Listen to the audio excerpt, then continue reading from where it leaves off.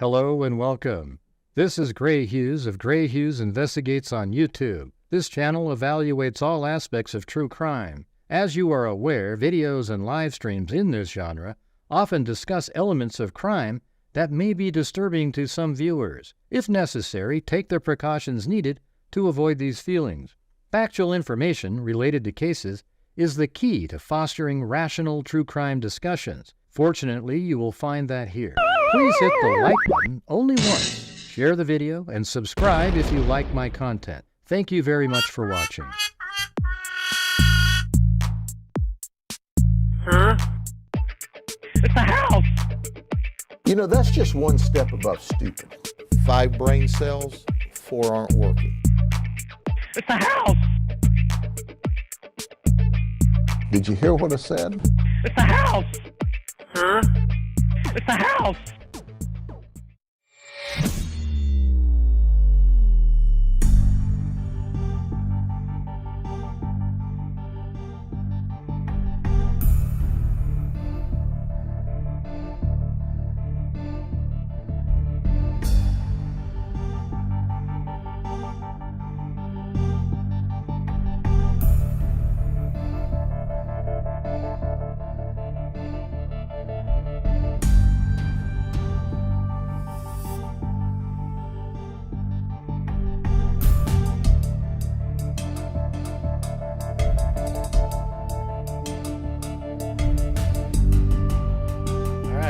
What the hell happened there, but for a moment there, everything in my OBS studios was frozen. No, Jeff. Why don't you go troll elsewhere? See you later. I don't feel like it. I like my my toupee on my.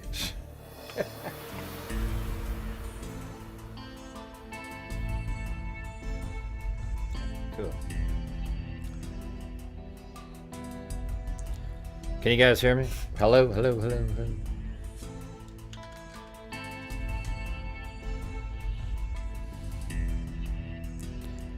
Let's see. I think the audio was down a little bit. I'm not sure what was happening there. I think it was because I had to do my TurboTax person I had a meeting with.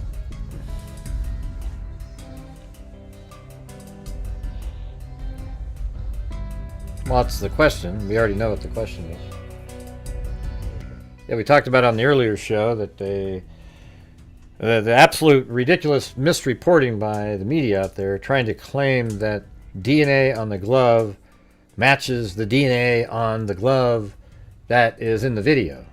But the way they worded it is just so ridiculous. What they have is the glove that was found on the street visually appears similar. They believe it's the same type as the glove being worn by the perpetrator. And then the one that they found has DNA on it. And then maybe they can look into that. That's all it was. But the way that it was worded was so ridiculous. TMZ literally worded it that they matched the DNA on the glove to the crime. I mean, it's just, these people are sick, you know. And thank you up there to Lucky Ducky. Alright, so here's the thing. Somebody just sent me before the show started. And the thing is, lately I've been looking at this case differently. That's why I'm trying to eliminate all these different things like the family members and so forth. Because when you watch the video of the guy at the front porch, it just sort of seems like a casual person. You know, if they were, you know, like the hired version that I thought early, still you know, well, I guess the hired version, like somebody's being hired, you'd think they'd be more professional than that. And then even, and I would say like burglary gone wrong, it seems like that's a good possibility that we've been saying. But at the same time, it's like, well, why'd you take her out of the house? I mean, sure, the burglary went wrong. You know, you had to attack her, you had gloves on and everything. Why'd you have to take her out of the house? And she was still alive when she was removed from the home. So why'd you do that? Right, that's what I'm saying, D. Cerna. you know, wait for my sentence to come out of my mouth. I was literally just saying the same thing. Let's see. So anyways, there was this update that came out, which this lady seemed pretty legit because she reported correctly the glove story. So let's see what she's saying here. She's Brianna Whitney, and let's see. This is pretty interesting.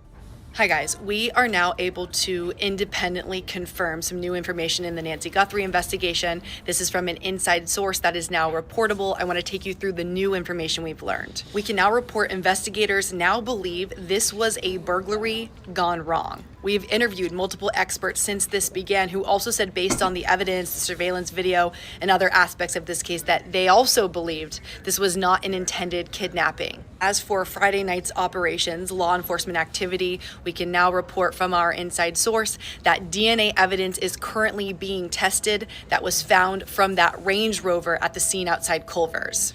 See, that's interesting. They released them, but they're still testing the DNA anyways. Now, what if the DNA in that vehicle matches the glove? That'd be pretty crazy, right? You could see when investigators were there, they put up a tarp that they were doing some sort of investigative work there. And last, but probably most important, the widespread belief by investigators tonight is that Nancy Guthrie could be alive. We'll keep you up to date. That's crazy. I mean, that would be absolutely amazing if she's still alive, because she was alive, as I've stated, as she left the house. That's why there's always hope that she's alive. Man, really, really crazy stuff, man. This has got really, you know, another interesting night for sure.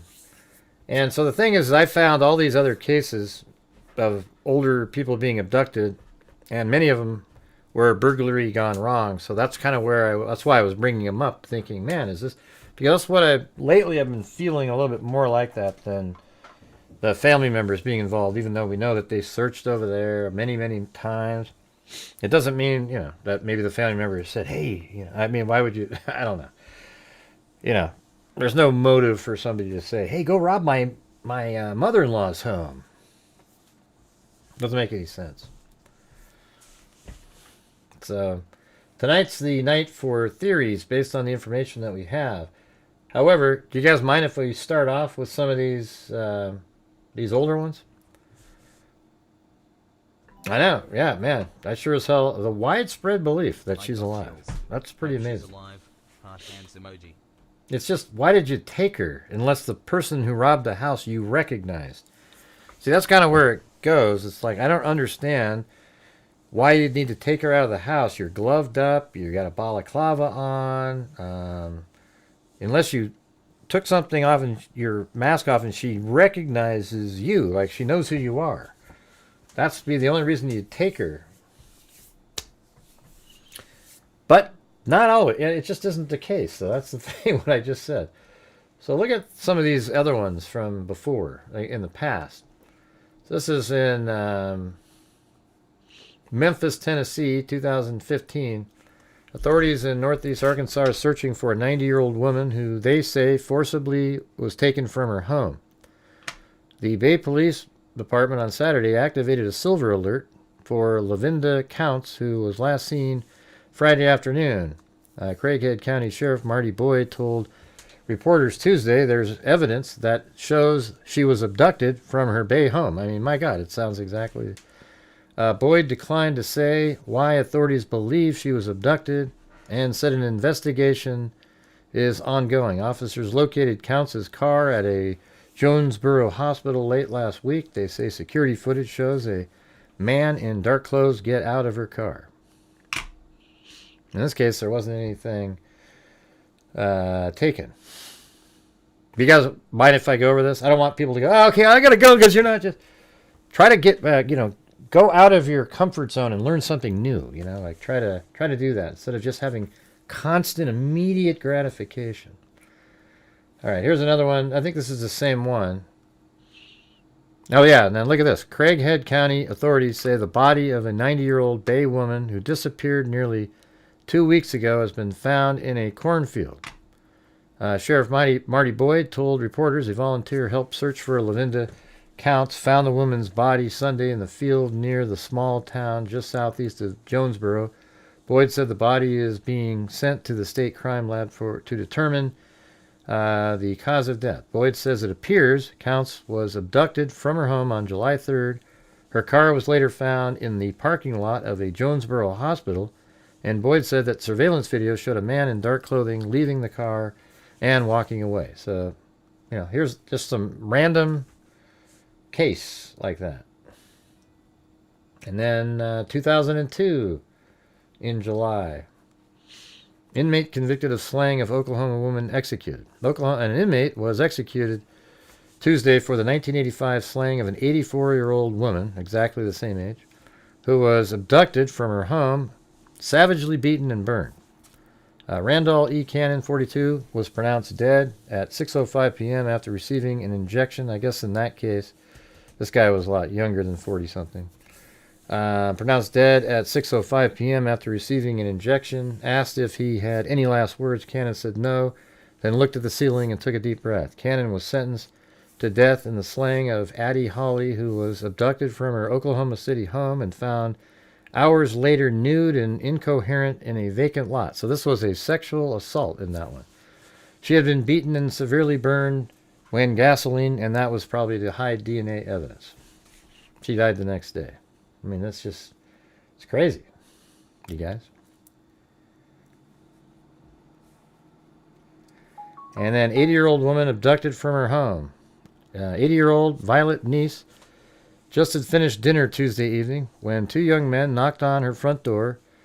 Was Neese interested in having her lawn mowed? Neese declined, but before she knew it, the men forced her into the truck of her car. 4 hours and 32 minutes later, on a rural bridge near Rhines. Let's look how crazy this is. So, 32 miles away on a rural bridge in Wrightsville, the men forced Neese to sit on a concrete rail and raised a small chrome handgun. They were just going to shoot her.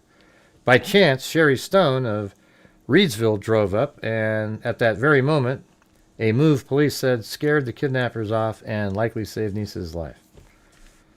Yeah, so this lady was just, it happens. It's crazy. It's the craziest thing you've ever, it really sucks, though, And here's another one. An 83-year-old woman abducted from her Florida home a week ago. This is back in 1998. A week ago. And there's way more. I just grabbed a few of them. And driven to New Jersey in her own car, was headed home yesterday, this time with her son at the wheel as her alleged abductor appeared in Superior Court. Verna L. Heidbrand, a widow who had moved to Florida 3 years ago, disappeared from the front yard of her Kissimmee home June 21st, with a man later identified as Joseph Arnold Hartman, 44. Authorities say Hartman is a con artist who may have threatened Hildebrand with a stolen .45 caliber pistol and used her automatic teller machine card to cash. For cash he later used to gamble in Atlantic City. I mean, this is crazy, right? All these people, women, and you're sitting at home. Okay, and here's another one from 1994. Police say skeleton may be missing grandmother.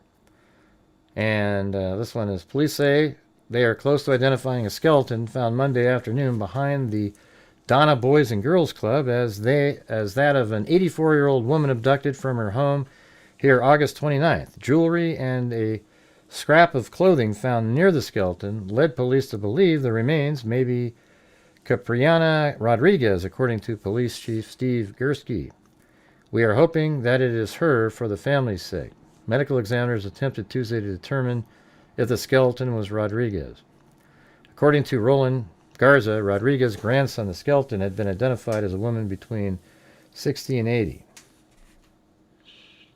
So anyways, she was abducted from her home again.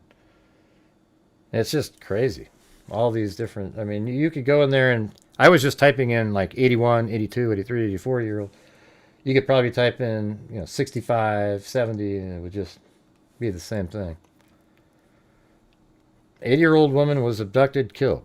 A woman accused of abducting and killing an 80-year-old woman. So a woman actually did in this one. So she could use the victim's car for a drive-by shooting. So this lady went to an old lady's home, abducted her and killed her. Or I don't know if it was at her home, but they abducted her, killed her so that she could use the car to do a drive-by shooting somewhere else. So anyways, like I said, there's tons and tons of stories. I bet you there's hundreds and hundreds of stories where elderly people have been abducted from their homes, and probably a lot of them are robbery, home invasion, quote, gone wrong. I just, the gone wrong part sort of doesn't work great when you have them being removed from the home. All right. So I know this is a whole nother show, you guys, but if you're out there, if you have the ability to help support the channel, that would be great. We're starting off on a really, really, really slow foot.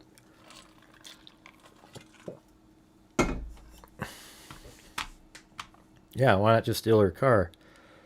It's crazy. People just do kill people. That's why law and order is so important, but some people just seem like it's not really that important. You know, it's just really getting frustrated. Okay, so we have from earlier, the factual elements of the case. We'll do this again here. That's Nancy Guthrie, 84 years old, 5'4", 150 pounds. She lives in the Catalina foothills in northern Tucson, which is an unincorporated community. She has a pacemaker monitored by a phone with watch extension, mobility issues, maybe up to 50 yards she could walk. She was mentally sharp. She was probably on blood thinners, etc. And she has family members, Annie in town, Savannah Guthrie, Cameron, Colonel, I don't know if he's still a pilot, but was a pilot in the Air Force, and they live in the Catalina foothills. There's 52,000 people that live in that area. The communities live in, it's called like dark skies, where there aren't street lights. You can't have lights that beam, like have ambient light. Nobody has a light, like a floodlight that can beam right out to their street. Nothing like that. You have to have your light sort of in an enclosed area with a little upper wall that keeps the light from going out. And they also, no street lights. Each house has a sort of a secluded feeling to it. Annie's house is 3.8 to 4.8, or I think 4.2. So 3.8 to 4.2 miles away is Nancy lives from Annie's house. And then surveillance would be needed. And I think that surveillance of this house, you'd have to know this area really well to be able to navigate out in the pitch dark without being able to use a cell phone. So obviously nobody was using a cell phone. You're not going to turn it on when you're committing a crime. And so if you look at the way the streets are here, it'd be almost impossible to just go there once and be able to get out of there. In a quick manner, you'd get lost easily. A lot of these are dead ends that circle back, and then some of them, go to there, you take a right, and then you're down here, and then you go, oh, wait, what? You're just all over the place. Like if you're trying to get to this road, and this road's interesting too, right? So the person could have gone there multiple times and then said, okay, after it's over, because I think what happened is my theory is that the person came up, parked down the street, walked up, looked into the front, didn't see any lights on, went back to their vehicle, put on the backpack, put the gun on in front of them, and then walked back to the house, went inside, and I bet you inside that backpack were items to use to help carry things, and also other elements to commit the crime. But when they go inside, which is probably right around 2:12-ish. So after they went up to the front, right? They go up to the front, they go back, they get their stuff. Then they go to the front door again. And then at 1:47, they dismantle the doorbell camera. Then they go back to their car and wait, near their car down the street. And they wait for 20 minutes or so to see if law enforcement was notified of anything that they did. Perhaps they even disconnected the floodlight in the back too, broke it.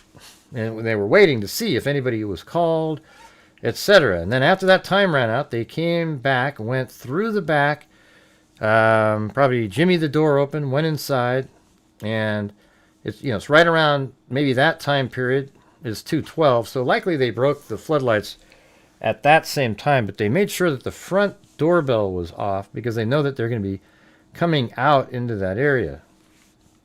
And so I don't know if it's right before, let's say he waits for the cops. So this is probably how it really went. He was down the street and he waited to see if cops might show up, law enforcement. And when they didn't, right around 2:10 or so, he pulls his car into here, this driveway here, and then parks it right over there so that he can unload. And he broke the camera here because he's going to unload the whole house or stuff that he's going to steal into the back of his car, for example, let's say. And then he goes around right after that. So he parks at 2:10, walks around, goes through the back door, and that's when he's spotted on this camera, perhaps, right there, at 2:12. It didn't record anything, though. And then he goes into the door here, breaks the floodlights, etc. Goes inside, and then he inside there, maybe like 2:15 or whatever, he confronts Annie inside the home. And then, things go haywire. Things aren't working, whatever. I don't know what happened. He hits, ends up hitting her in the face probably. And then he goes out the front door with her. Maybe he did steal something we're just not aware of. But he goes out the front door with her and he gets her to the vehicle and then takes off like this, out this way right here. Then from here, after memorizing what to do, he drove down the street this direction like this. And he knew, just by doing it over and over again, that when he gets to the second intersection, you turn right there, and then you just head on down, and as soon as you get to a main street, which is right there, you turn right. And then he turned right and was heading down this direction, just like this. And then down here, perhaps he tossed the glove out right there. It makes absolute sense that it's on that side of the road. If the glove was on this side of the road, it wouldn't mean as much. This side of the road is huge. I think. I really do. I think it's like from here, he went out that way. Now, there's another way that he could have gone out. He could have turned left and went this way and then drove like that and then came out too. But the fact that the glove is on the left side is exactly where you would expect it to be had this person here, when leaving, if they had gone out, would have left it on that side of the road. If it was on the other side of the road, it would be some random person. It wouldn't make sense. But now you might be able to say it is. Hey, thanks, Susan Chamberlain. Man, you guys, we are currently at 1/30th of a nightly goal. So if you guys have the ability to help support the channel, that would be great. Thank you. Let's see. Please send the video. What are you talking about? Do you think the kidnapper knew who Nancy... Yeah. See, that's the whole thing, too. It's like, was she a target? And it seems like it. It seems like somebody that was either aware that she was living alone or specifically looked her up knowing that she's living alone, too, because of... Maybe they watched that video. The Savannah Guthrie interview with her mom.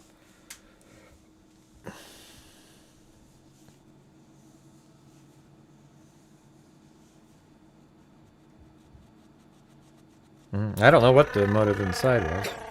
Yeah, I have no idea. I mean, the thing is, if you went there to rob and then things go wrong, hey, thank you very much, Brooke Ruff.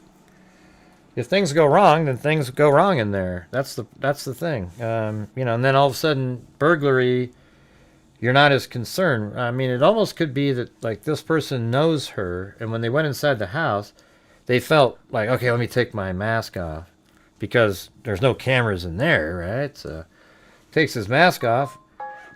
Well, I guess why would you do that if you knew that she knew you? I don't know.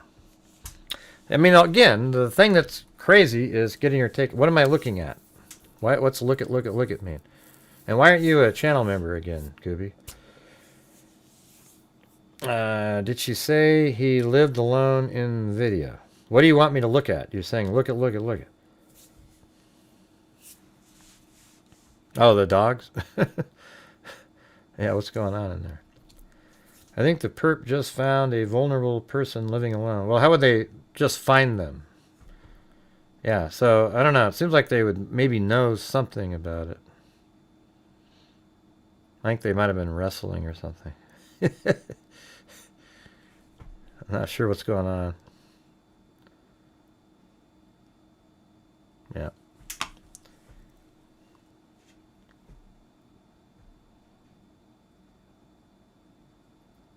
That thing isn't very tight. Yeah. Okay, where though? Okay, well you didn't say what it was. You just said look at. Let's see. Maybe if you type that in, that would have...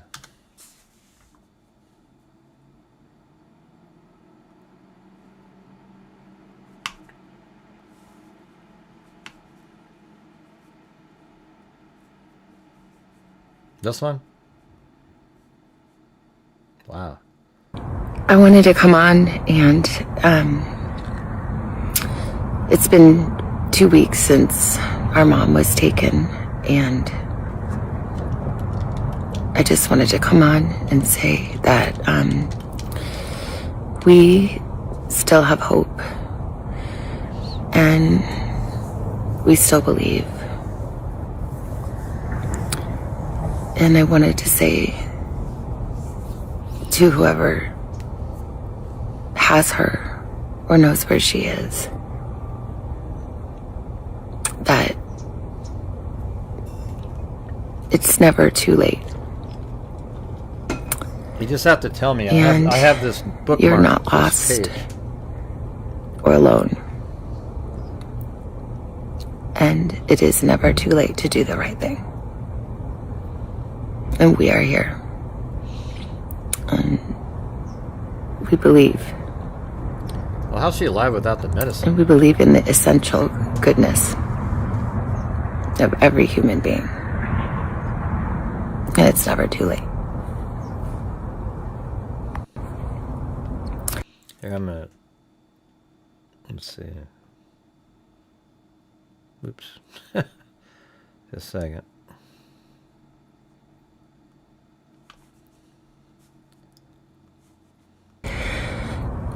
I wanted to come on and it's been 2 weeks since our mom was taken, and I just wanted to come on and say that we still have hope. Well, the cops don't think and that, Kubi. We still believe. Ah, Jesus. Let me start over again.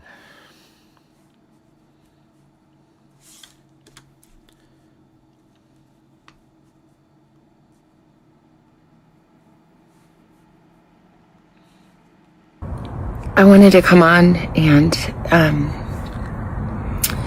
it's been 2 weeks since our mom was taken, and I just wanted to come on and say that we still have hope and we still believe.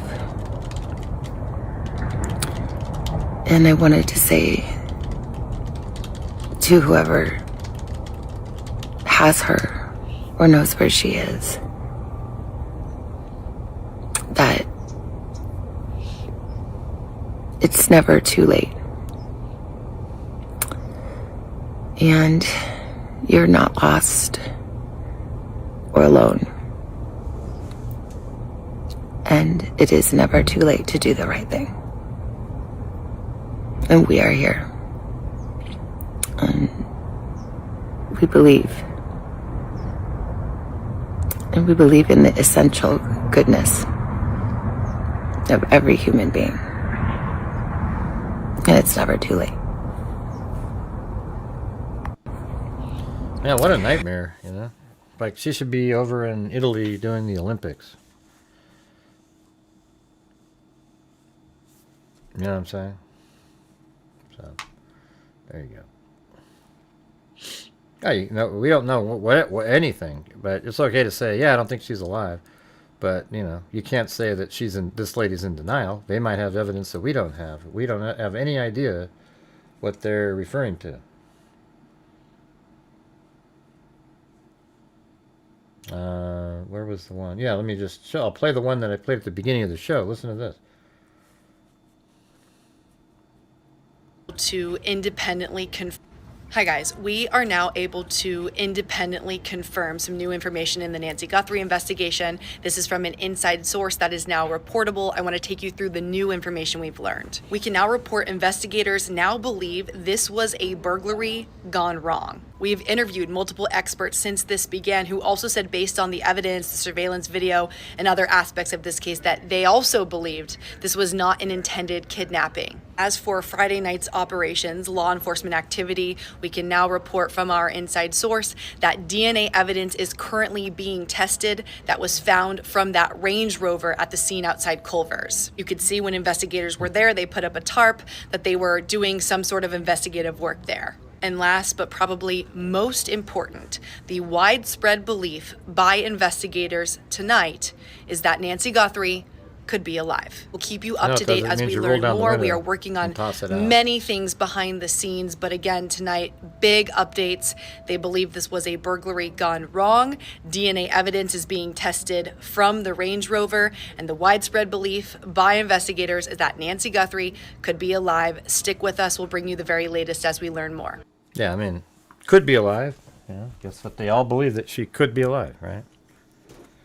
I mean, I guess everybody believes she could be alive, you know. That's the thing. But it seems like that's a little bit more optimistic sounding. Yeah.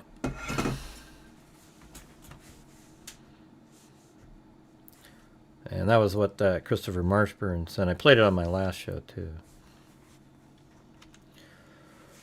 Yeah, I think that's pretty interesting.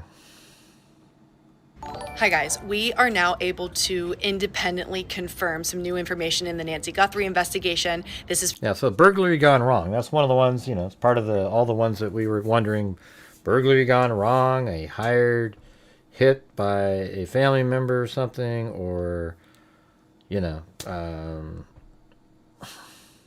yeah, it's just the problem with the burglary gone wrong is, like, why in the hell would you need to take her? No matter how wrong it goes, there's no reason to take her. You know? I mean, it just doesn't make any sense. I guess they thought, well, they don't want to tie her up and leave her there, then she'd call police really quick. Or, you know, like if they tied her up and she couldn't get away and nobody came to her house, maybe she would die. Or, I mean, it just seems so strange. Like, why not just leave her there? Maybe just give yourself a head start and get the hell out of there. She has no clue who you are. By the time she called and law enforcement got there, you'd be 8 miles away. You know, it takes them forever to get there.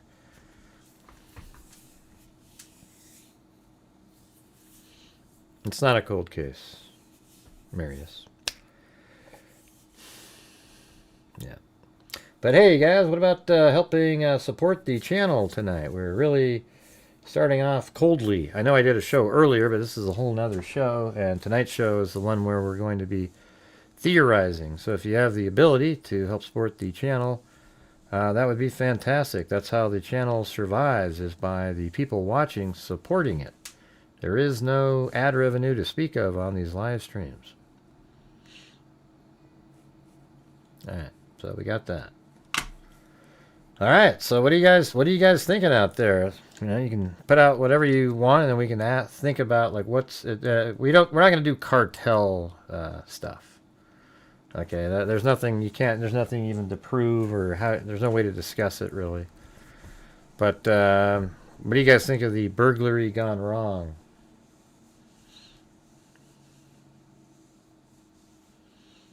I don't know if they have anything on that. Yeah, sure, like later on, maybe burglary gone wrong. Well, hell, maybe we can get a ransom. But then why wouldn't they give proof of life? They wouldn't be smart enough to realize that maybe they could be tracked somehow. And I don't know. Nothing about her being released makes a hell of a lot of sense. Yeah, I mean, the hired kidnapping one, that's that was my original main theory. But lately, after watching the surveillance, I've kind of gone away from that a little bit. That's why I've said, let's just pretend that Nancy's family has nothing to do with this. Because you look at it and you see this guy, he looks kind of similar to other burglars, Mm-hmm.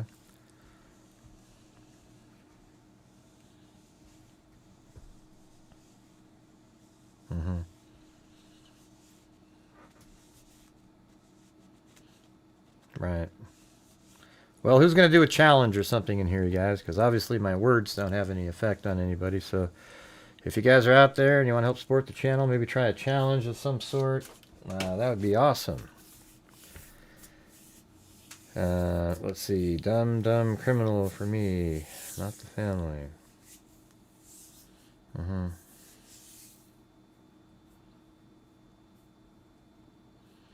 Being limbo. Yeah, well, that's the thing. That's why in that one video that she made where she said, we're willing to pay to get her body back, basically. That's what she was saying. That's because you're in limbo for the rest of your life if you have a missing person. And we know that because we've covered hundreds of those. And you see the family, and they show up in the newspapers over the years, and their life was never the same. And I think that would be what it would be like here. They would rather just have her back, even if it's just her body, than to never know what happened to her. Yeah. See, I know. There's a lot of people that have the theory. We've discussed the burglary gone wrong because there's elements that make a hell of a lot of sense. But panicking and taking a 150-pound woman out of the house just seems ludicrous to me. It just doesn't make sense. So that's the part that always kind of stops that in its tracks. But you never know. There are cases like that. We just read about them. Yeah, like every single person in here has thought of burglary gone wrong, and we've discussed it. The part we've always said, though, removing the whole body, her body out of the house is like just weird, Yeah, I gotta feel bad for Savannah. I mean, literally, she had this amazing opportunity for the Olympics and everything. Now she's just so devastated, just sitting around, just like, hopefully she doesn't have to go through a life of the missing person daughter. It's just shit. Hey, thanks, baby Coco Live. Man, so wasn't there a different Coco? A lot of Cocos. That's cool, though.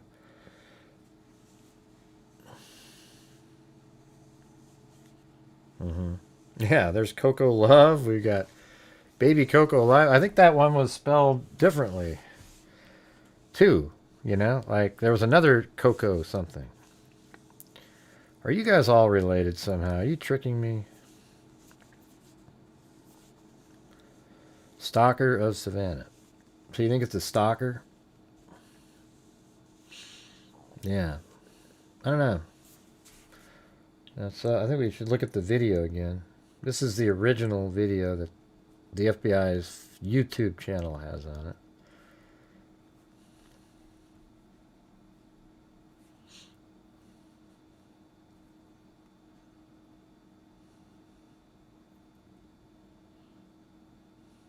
Yeah, I don't think he was knocking. You guys think that's what he's doing? Why would he knock like that? You're not even using your knuckles. It would sound so quiet. I think he's just like putting his hand over the camera, kind of blocking his face, and then he's trying to open the door there.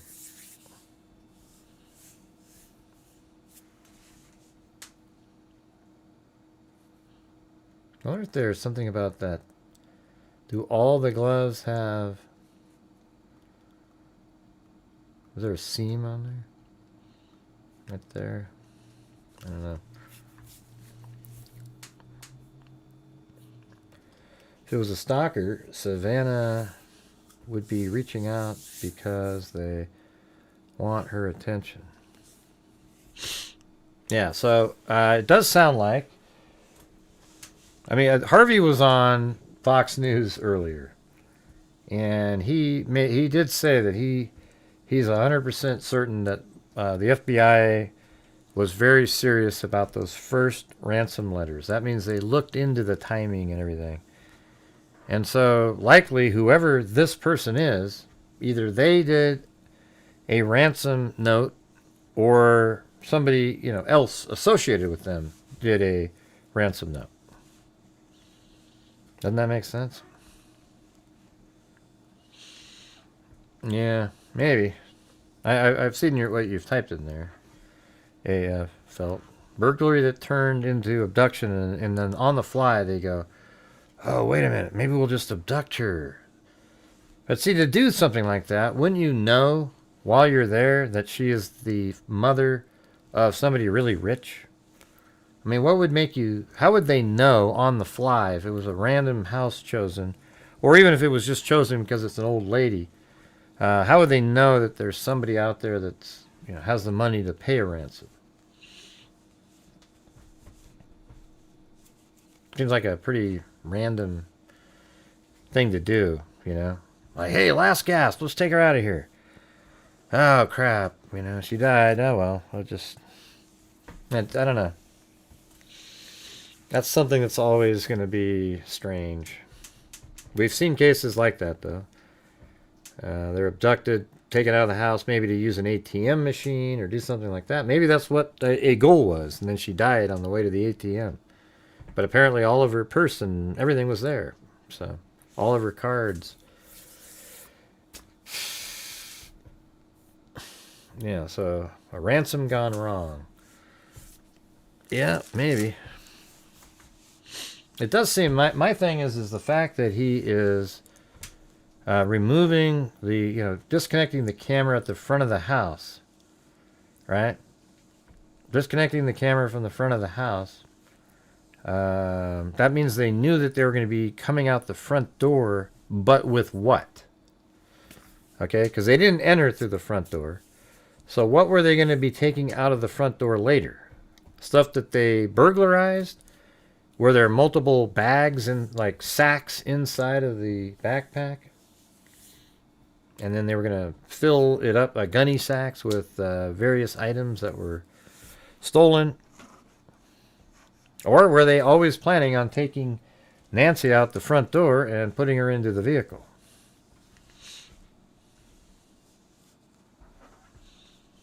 I mean, it's just interesting that they removed the front camera, because there'd be no reason to remove that camera unless you knew that you were going to be using that entryway for something, because you literally could avoid being seen on that camera the entire time.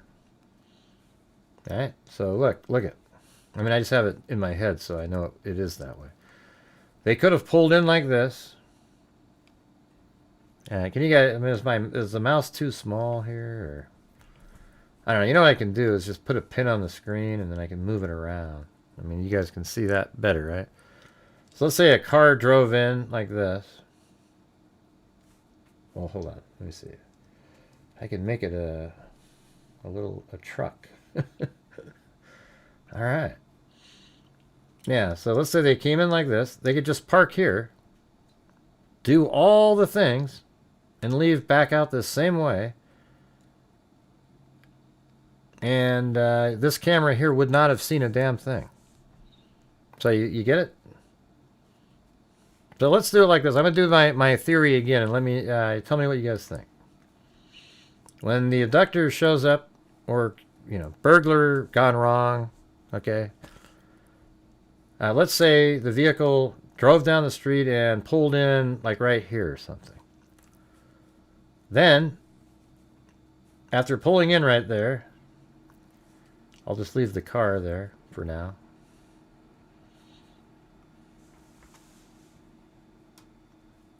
Yeah, there we go. This person right here Oh, I guess I switched it. Let me go back to the car. Put the car there. And then I'm going to add another one that's a person. Is this working better where you can see it at least? Okay, who's going to do a challenge in here, you guys? We're just absolutely struggling. Now we're right here. I'll make it a color that's easier. Now that's the words. That's not good.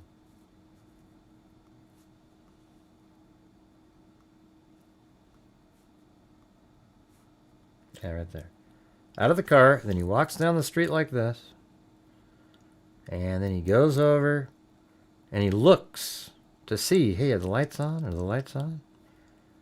Then he walks back to his vehicle over here. Puts on the backpack, the gun, because now it's like pretty much getting, it's getting close to go time. He wants to make sure that what he's about to do, even breaking the lights and so forth, he wants to be able to protect himself. So let's say he walks over here. Hey, look at Rampage, you guys. We got a challenge in here. If we get 5 individually gifted channel memberships, Rampage will gift 5 on their own. So it's 2 for 1 for you guys. So just 5 gifted memberships. So this guy walks over here, checks it out. Yeah, and then that's the image where he has no backpack, no gun. Then he comes over here to the vehicle, gets the gun, the backpack. Then he walks back over here at 147-ish. Tries to put the little plant on there. Tries to do the,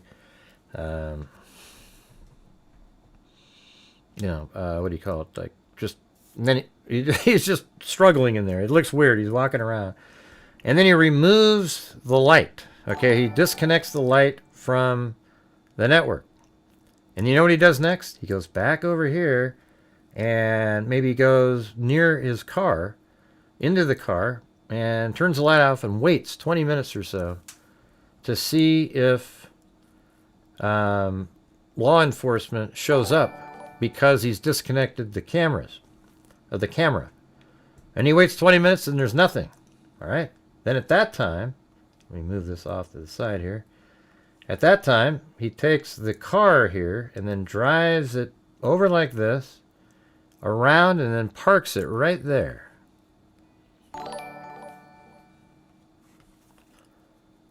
And then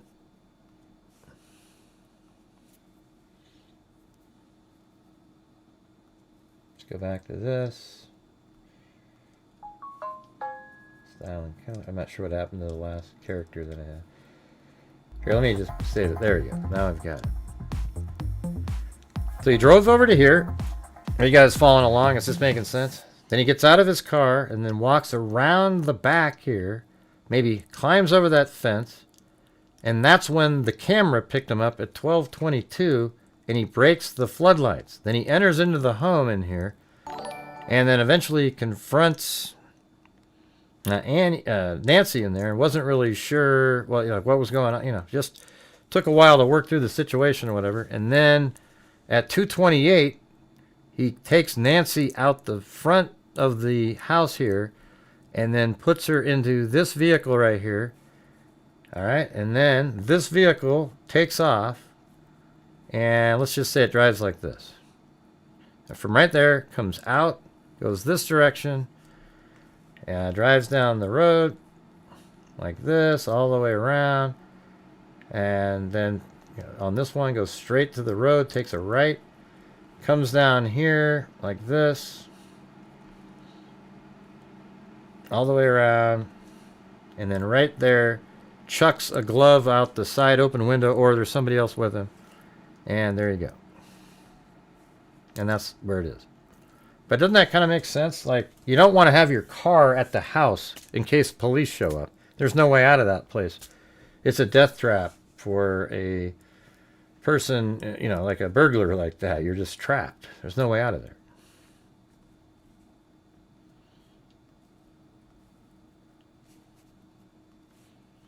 I mean, I'll try to do it again without stalling now that I have the 2. So how are we doing up there on the challenge? Okay, we got 1, 2, 3, 4, 5 it looks like.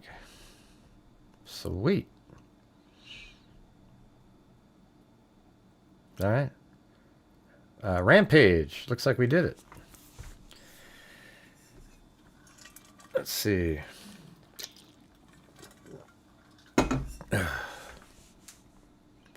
Feel like Gray and I are one. All right, Sarah. Very cool. All right. Me and Sarah are one, man. We're just... Hey, thanks, Rampage. All right, I'm going to try to do it quicker this time so it just sort of flows. And I don't know if it was right there, but just it could be anywhere.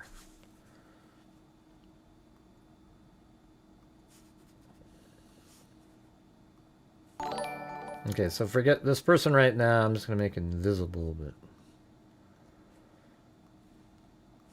Yeah, let's just say it was even further down, like right over here somewhere. Or maybe a different side street or something.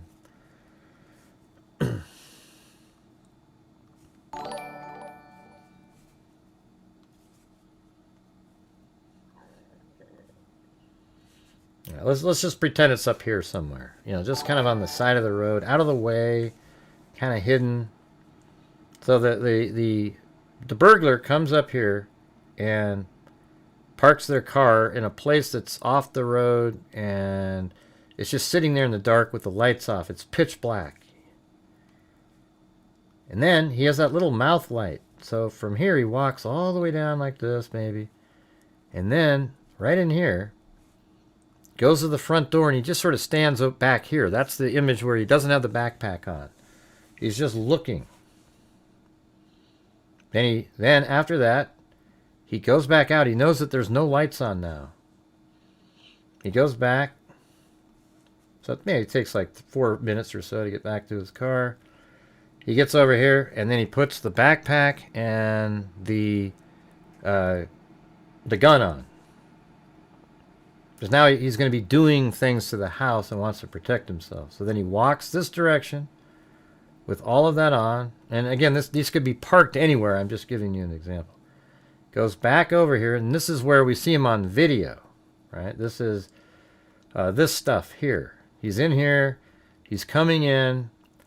He's doing all these different things. And then eventually, right after this, he removes the camera, disconnects it from the network. But go back here, and then after he does that, he knows now he's disconnected a camera. Will that set off an alarm? So after he does that, he makes his way back over to his vehicle in the darkness, and he's sort of in that area. He maybe waits outside his car. He wants to be able to be nimble, just in case. So he waits there for about 20 minutes, and he waits, and it's just dead silent. No sirens, no nothing. It's totally quiet. So then at that moment, at this point, he actually gets in his car now. And this is right around like 2:10, 2:09, let's say. He drives over, maybe 2:08 he starts driving, just takes a second. Then he drives up, and then he parks right there. And the camera that he took out blocks the fact that that car is there. So that's there, right? Then, I'm going to have to go grab him from way over here. He wouldn't be here. He drove over there. So right here, he gets out of the car, right here. And then he goes around the back here, hops over the fence at 2:12. And that's when the camera on this building right here films motion of him. Then he breaks the floodlight. Who knows, why he would break the floodlight. Maybe he was thinking the camera might pick him up better, or he might leave through that one. You don't know. So he then enters the home right around 2:12, 2:13, and maybe there's multiple people. I don't know. I'm just going, one of them's doing this, okay? There could be 2 people, but I don't know. I just have a feeling it's one person, and Nancy was still alive. That's why he didn't need a second person to get her out of there. So goes into the house, confronts Nancy. You know, things are happening. There probably is a spike on her heart monitor. Something like that. I'm sure law enforcement knows exactly when this person confronted Nancy or these people. And, you know, whatever happened, something went wrong, and he hits her in the mouth area, nose. And then, while she's still alive, at gunpoint, he makes her go outside and forces her into this vehicle right here. And then she's able to move, but she kind of fell to the ground for a moment because at the doorway there's actually blood droplets that she's not moving, and she coughed blood up on the ground, which is, you know, indicative of having blood in your nasal cavity, mouth, something like that. She coughed, it came out, and then there's some blood droplets that weren't moving. So it's almost like she sort of stopped there for a moment, was really low to the ground, then stood up and continued moving into the car. Then after she was put into the car, and maybe there's more than one person here, don't know, then she drives away like this, turns right here, then right again, or he drives away, I mean, and all the way down like this, and then right in this spot, as he's driving, you know, maybe through the open window or a second person, he threw a glove out there. Maybe got tired of having it. Or maybe he's the passenger. You know, like, here's the thing. This could be one person and there's another driver. And I'm not sure how they communicated in the pitch dark, but that it could be that there was a driver of a vehicle and he was going to be the one that goes in and burglarizes, so he would get into the passenger seat and she's in the back. You know, anyways, doesn't that sound pretty reasonable right there? Like, it just, you know, it makes sense of all the facts that we have. And maybe that's not even his glove, so you can throw that part out. I'm just saying, if that is his glove, and it turns out to be, then that's probably the exact way they went. All right. Anyways, so let's see. What are some other ones out there?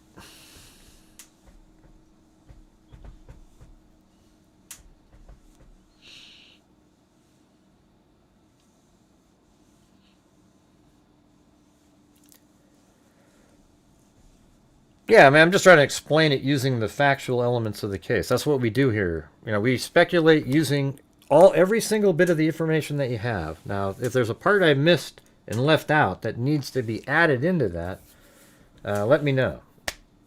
You know, because that would, sometimes there's like, oh, wow, that's right. Okay. All right. You got to add that in. But that's what we do here. And that's why we're accurate, because we try to pick, you know, use, you know, the elements of the case. Now, if there's multiple people, you know, it changes things up a little bit. You know, did he park up, you know, on the side of the road up in here in the darkness? Just don't turn your lights on. Pull quietly up there. And then from down here, you can signal up there.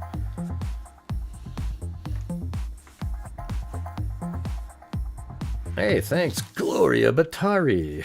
Well, hey, you know, I'm glad that there's people like you that believe that. Because I feel like I work hard to do these shows, and think I have to spend a lot of time thinking and putting stuff together. So I really appreciate you saying that. And if you weren't here, there's a new video from Savannah Guthrie. It's kind of similar to the other ones, really. It's more of a plea directly to the good nature, the good in all of us, to the person to do the right thing. And what the right thing is, whether it's just saying where her body can be found, or if she's still alive, then, you know, letting us, putting her somewhere.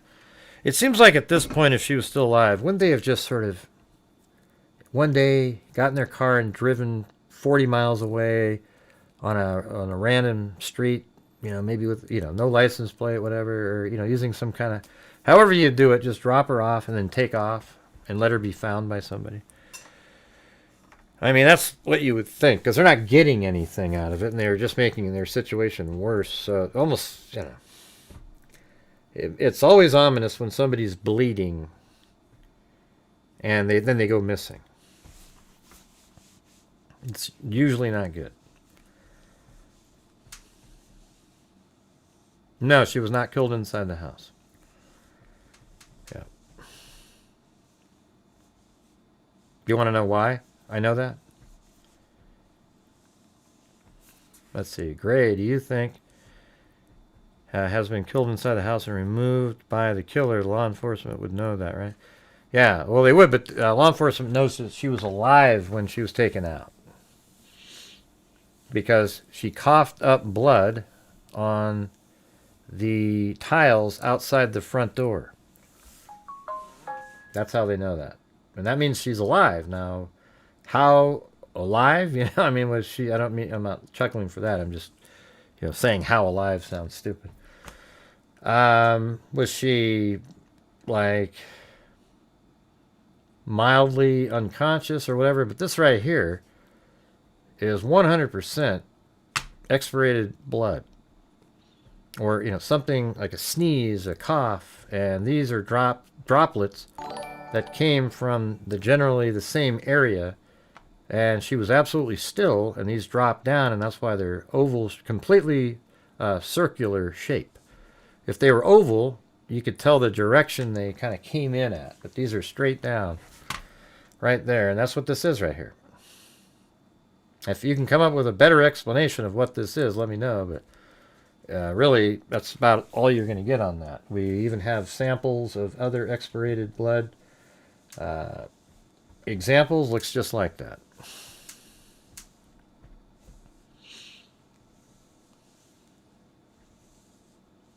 Is there an ongoing investigation right now, Carl? Still? I know. That's the thing. The investigation over at Annie's house and all that. I've been trying to sort of eliminate them recently from conversation, just in case, because oftentimes when we're all stuck on having to add somebody into a story, it really limits everything. A little bit like when, you know, Brian Enton said that the blood droplets stop at the patio, and then the gravel, there was none in the gravel, and it didn't go down the stairs. And then everybody has to add that in and say that then all of a sudden Nancy was brought back inside the house. Oh yeah? Did you come up with, what did you think after that? Doesn't it look exactly like expirated blood spatter? It's really the only way that could show up like that. Seriously.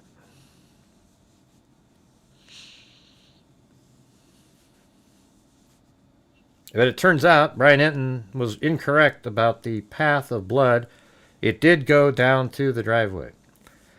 And so now you're free now to, you know, speculate on her being removed out of the front door, which is exactly what, you know, we actually didn't take into when I heard the news that he said that the blood stopped there and everybody was saying that, I said, we're not doing that.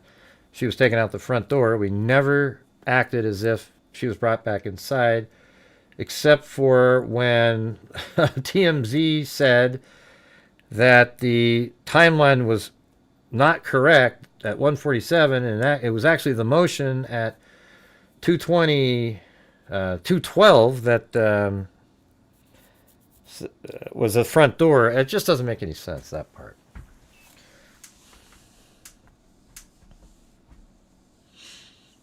Traffic cameras don't record. Here, let's just do another. I'll type it in and watch. Expirated blood spatter. Like, I mean, this one's so exact. Look at this. It's not on that one, but you can see the picture, right? And it's really small on your end. You know, kind of like that. See? Sometimes it's a little bit more thicker. See? I mean, I think that looks pretty damn similar, to be honest with you. This one seems to have a little liquid with it.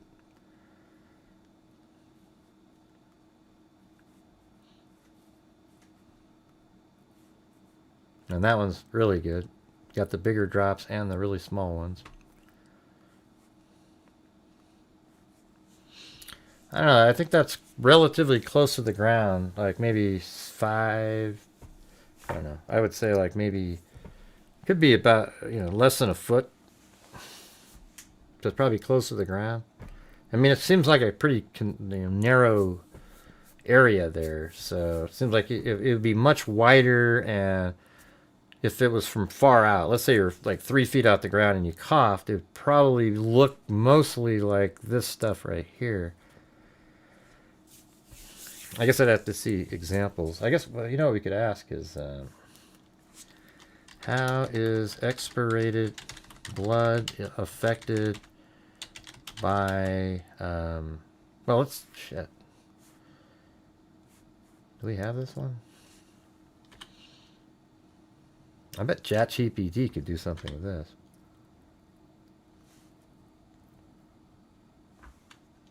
Well, hold on. Let me get a better shot of that right there.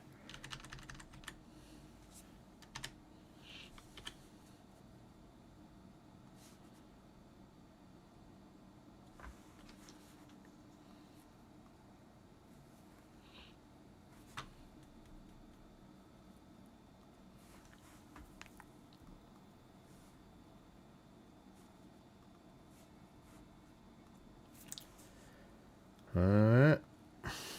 What do we got up here? We got a challenge? Challenge time. Okay, freaks. I'll donate 5 gifted memberships if we get 5 from the others. Hey, alright. Wild Bill Wassman. So, hey, we're at that same thing again. So it's 2 for 1 on your guys' side. If you have the ability to gift 1 channel membership, 1 will be gifted by Wild Bill Wassman also. Up, for 5 of you. Thank you. And it's a gifted membership, or I guess even a $5 super chat counts. Look at so mean. What'd I do? What'd I do this time? All right, hold on. Let me do Chat GPT. We're gonna load this sucker in. Okay, here we go. I got that. This might be pretty interesting.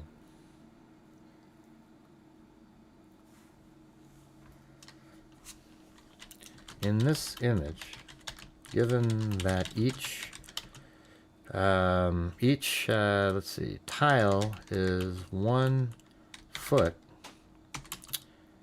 can you estimate how high a person would be to leave the expirated blood spatter you see on the main tile? Hey, wow. All right, let's walk through this carefully and realistically. You've got 12 times 12 inch, 1 foot tiles, which is good because that gives us a built-in scale reference. Step 1. What kind of pattern is this? The stain on the main tile appears to be a centralized cluster, surrounded by medium-sized circular droplets, some smaller satellite droplets, mostly vertical impact, minimal directional elongation.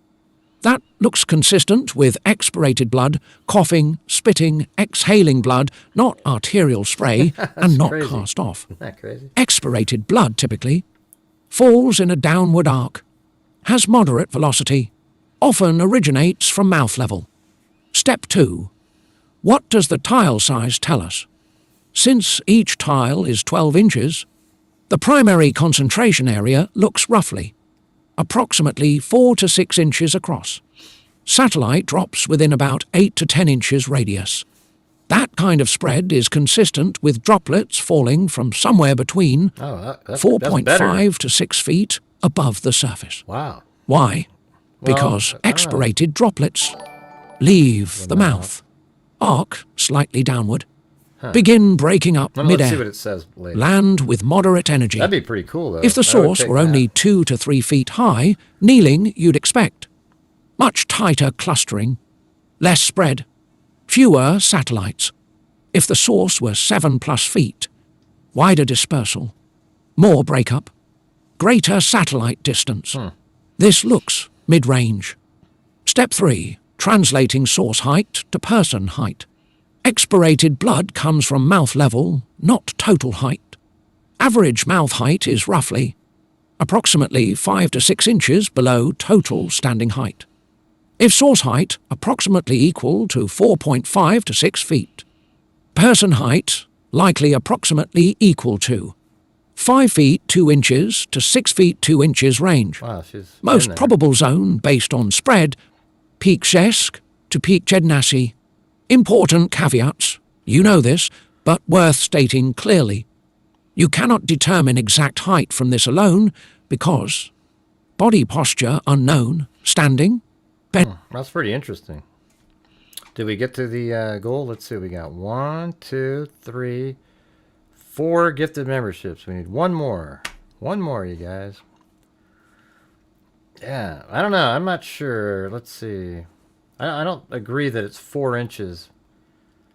The tighter cluster is really only about, like that's grout, so I guess the tile is from here to here, isn't it? So you got pretty much like this much and that much. I would say it's more like 4 inches. I think the fine particles of expiration are only taking up 4 inches and then spread further apart with let's see, there are also large droplets to the side in the middle, but I'm trying to isolate just coughing blood particles and how far from the ground the person would be to make that size of pattern. Okay, let's see. Come on, you guys. We need the one more. We need the one more gifted membership to reach Wild Bill Wassman's goal. Shouldn't be that hard. All right, here we go.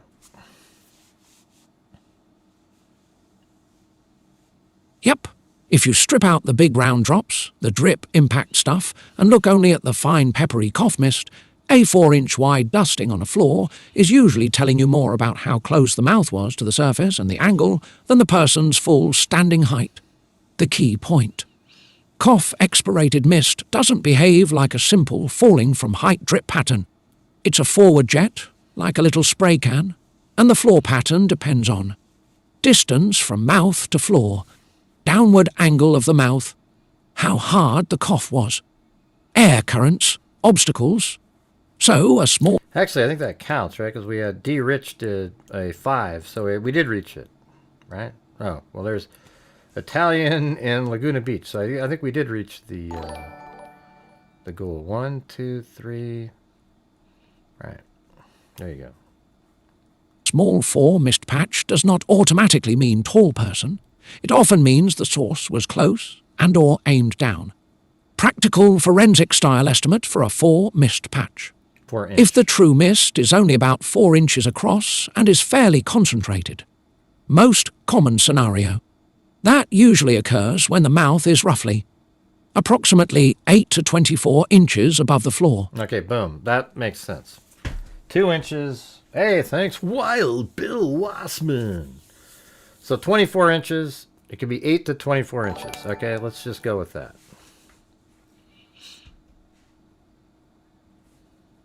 You guys okay with Floor. Think bent over hard, Yeah, crouched, bent kneeling, over, yeah. or someone over a person on the ground. Why? Because if the mouth is 4 to 6 feet up and you cough downward, you usually get Right. a longer elliptical distribution, more travel of the mist, and more dispersed peppering, unless something... So that's what I was thinking. So the first one, they didn't look at the information correctly. So there you go. There you go. All right. Well, you know, so it's 8 to 24 inches off the ground to make that. 2 feet if she's only 5'4", you know, basically if she was bent over from the waist down, she'd probably be about that height, I would think. And did that, and then maybe stood back up again. Somebody thinks that this is like maybe a partial print, you know, who knows? I mean, it is kind of an interesting shape there.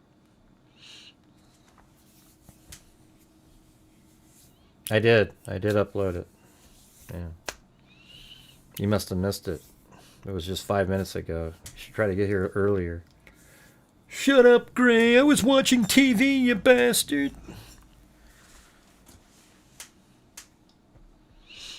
Yeah, well, anyways, that's what a lot of the experts are saying, that it's a burglary gone wrong. But we're still going to, you know, there's a possibility it's something else. I'm not even sure where I'm landing still. I mean, even if it was somebody... Well, I guess here's one of the issues. If it was hired, how come the person was so, like, just not really prepared to deal with the camera in the front? You know, that part's a little bothersome, I guess. Maybe they just went there like, oh, yeah, I can deal with it. Well, yeah, they didn't take anything, and... Why did they take her, and why were they so... it seems certain to me. Oh, let's just do a poll here.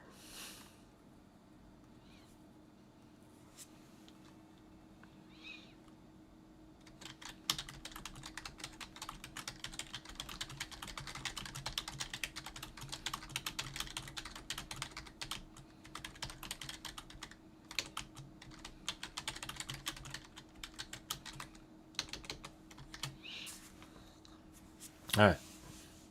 See, I think it's absolutely yes to what I'm just typed in. I think they were absolutely certain that they were going to be going out that front door with something. Because they could have avoided the front door completely if they wanted to, and they didn't. It's usually just the trolls say no. Like, there's literally a contingent of trolls. We can actually count the... What you do is you ask a question that's almost certainly right by a logical thinker, and then you can extrapolate the percentage of trolls by figuring out how many people are watching or how many answered. That to me favors the son-in-law. I know, I'm still just trying to work on putting all the parts out. If he was in cahoots with the perp, you would think you would have warned him about the camera. The perp seemed surprised by it. Right, right. Why does it favor the son-in-law? That's the complete opposite, right? If he was in cahoots with the perp, you would think it sort of exonerates the son-in-law, because the son-in-law would know, right? I've never thought it was the son-in-law, but what if it was the son-in-law who, you know, got somebody else to do something? Yeah, I agree, Zozo. That's what I was saying earlier, right? The burglary gone wrong, and then taking her just seems so like a weird... Oh, okay, favors him being exonerated, right. Yeah, exactly.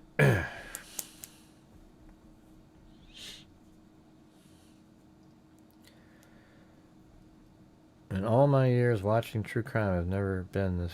Yeah, I feel the same way. Like, I think I'm pretty close, with my scenario there, but there's just such bad reporting, too. You know, like this lady who just came up with something. They might say, we never said that. Tomorrow. And then we'll go, oh, okay, wow. So today they found, I mean, the glove that they found near the house. So let's go back to this again. It'll be a huge story if the DNA in the van, or not the van, the Range Rover, if the DNA in the Range Rover matches either the glove found on the road or DNA inside the unknown DNA in the house, the foreign DNA that was found in the house, then that's a huge deal where you're likely going to be finding an arrest. If the DNA on the glove that they found down the street, right here, if that DNA matches the foreign DNA in the house, I mean, just game over right there. Because then they'll do forensic genetic genealogy or investigative genetic genealogy and determine who the person is, and they'll be arrested. And they'll be arrested for the murder. All right, so we got that. But today in the media, they said, breaking news, everybody. The DNA, the glove's DNA matches the glove. Whatever the wording was, it was so ludicrous. And TMZ didn't just word it poorly. They literally said that the DNA in the glove matches the DNA in the house. And that's just complete garbage. What they really determined today was law enforcement believes that the glove that they found is the same model, or the same type of glove that was seen in the video with the suspect, and the glove that they found on the street has DNA in it that they're collecting.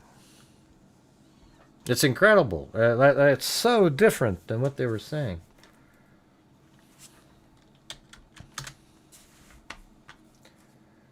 Let's see what TMZ's doing over here. Okay, yep, we got that. Where's your other story?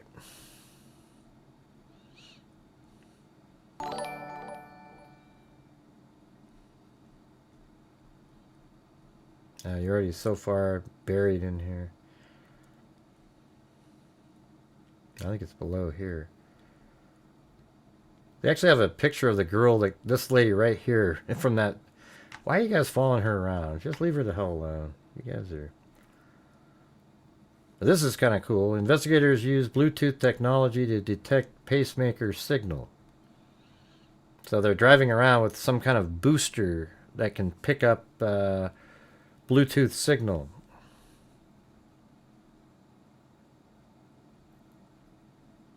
Wait, who's that?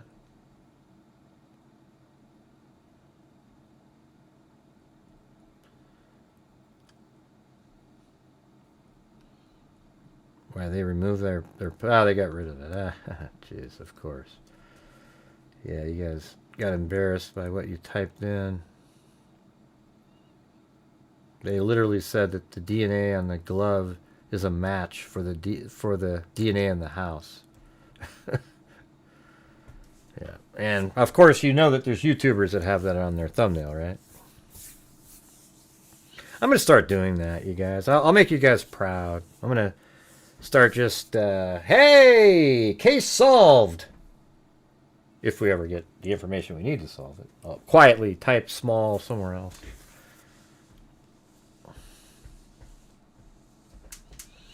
Can we establish the black glove or surgical glove? I don't know what we can establish of it as. OMG. The case has been solved against whoever took Nancy Guthrie. If we merely had the information to do so. In small text. All right. That's how you got to do their... the way they do these thumbnails. Huge lettering, and then way down here, almost as if it's a disclaimer. Yeah, it's a match. Right, exactly. It's a match. What is? Oh, that they think that the glove that the perp's wearing looks like the glove found on the street? That's not even a match. That's just them believing it looks similar. Yeah. Hey, thanks up there to R. Browning.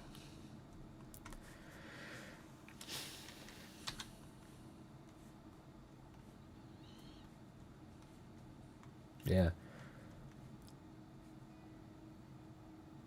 I guess that's something I'd really want to know is the, you know, TMZ's put out so much stuff. Like, I feel like they put out the information regarding the 147 not being true so that it would help their belief that the bald-headed guy with the 2 backpacks, it could fit that timeline. Remember how he says, well, don't put that out. You know, hey, don't tell him about the 147. Let's just... You know why? Because you know that's bullcrap. And that's pretty disturbing that they would go to that level. You know, hey, we need it to match this guy a little bit. You know, because he's got the 2 backpacks and everything. And so if he's here, it's impossible for him to be the 147 person. So if we make it so that the 147 is not true, oh man, we could actually claim that it was 212 on that camera. Yeah, that just doesn't make any sense. Now, what do we need the auctioneer for? Hit the like button? Yeah, come on, you guys, hit the like button for God's sakes. All right, everybody, hit that like button 10, 20, 25, 30. Hit that like button 40. Do it 50. Hit that like button 60. It's the easiest damn thing to do in the world. Use your nose, use your toes, whatever blows. Hit that like button 5, 10, 15, 20, 25, 30, 35, 40. Hit that like button, hit that like button, hit the like button. Hit that like button, hit that like button, 10, 20, 25, 30. Hit that like button 40. You hit the like button, it's so damn simple. When you go into a live stream, just hit the damn like button. It's so simple, it's unbelievable. Just use your nose, use your toes, whatever blows. Hit the like button. Right, there you go. All right, thank you. Let's see. I have a business, and one of our products are the nitrile gloves that we sell. They are extremely common. Almost every plumber, mechanic, detailer wear them. Do you think it looks like those? They seem thicker to me. You know? Or let's see, nitrile gloves.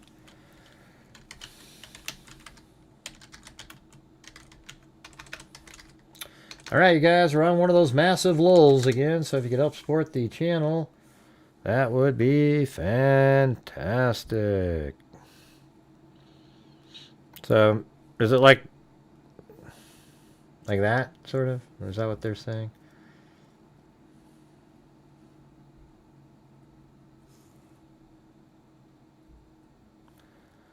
Yeah, see, the problem I'm having with those is, this is exactly what I think when I think of them. See how these really tight lines they've got in there? That's what I think of when I think of nitrile gloves, whatever. But when you look at this up here, it's a lot thicker. I know it's zoomed in, but I think it is that way. Kind of seems thicker out there.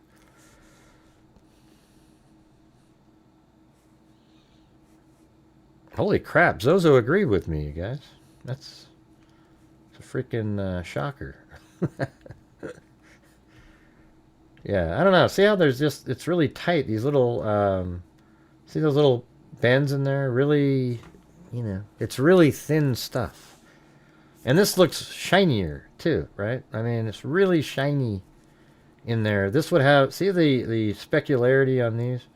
It's sort of softer, goes out. These are really shiny gloves.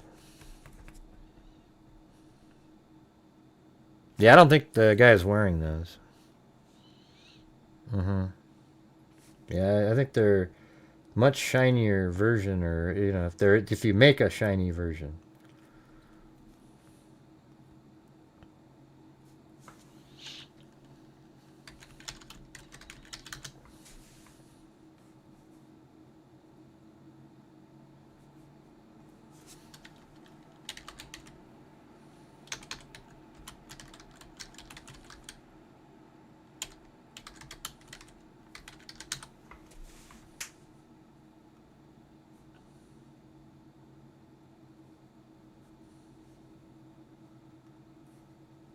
I'm just saying, I was thinking something like these the other day.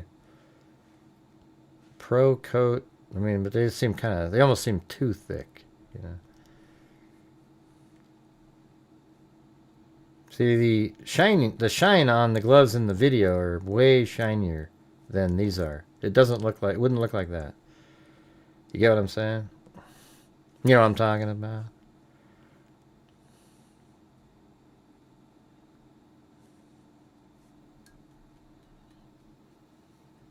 I found one the other day that looked exactly like it, but I can't find it.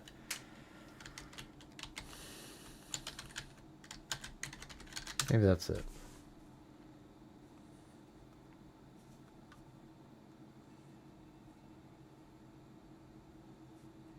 Yeah, that wasn't what I found.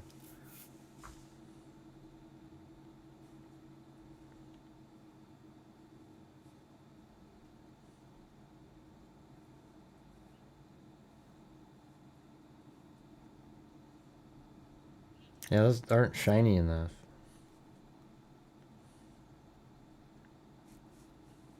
It's got to be like that really... Put a pair on tomorrow night and put them in. Yeah, try that. See what you get out of that. That's just, see how that's really bright, and this wouldn't do that.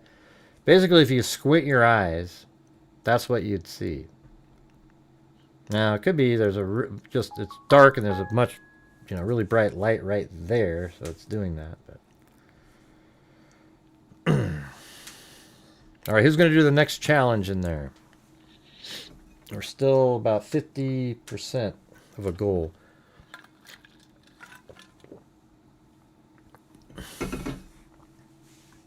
It's not, Google image search looks for an image that that's already exists. So you're like right there, look how big this is. A thicker material. It's not the little, tight little lines that they got. Yeah, we could try that.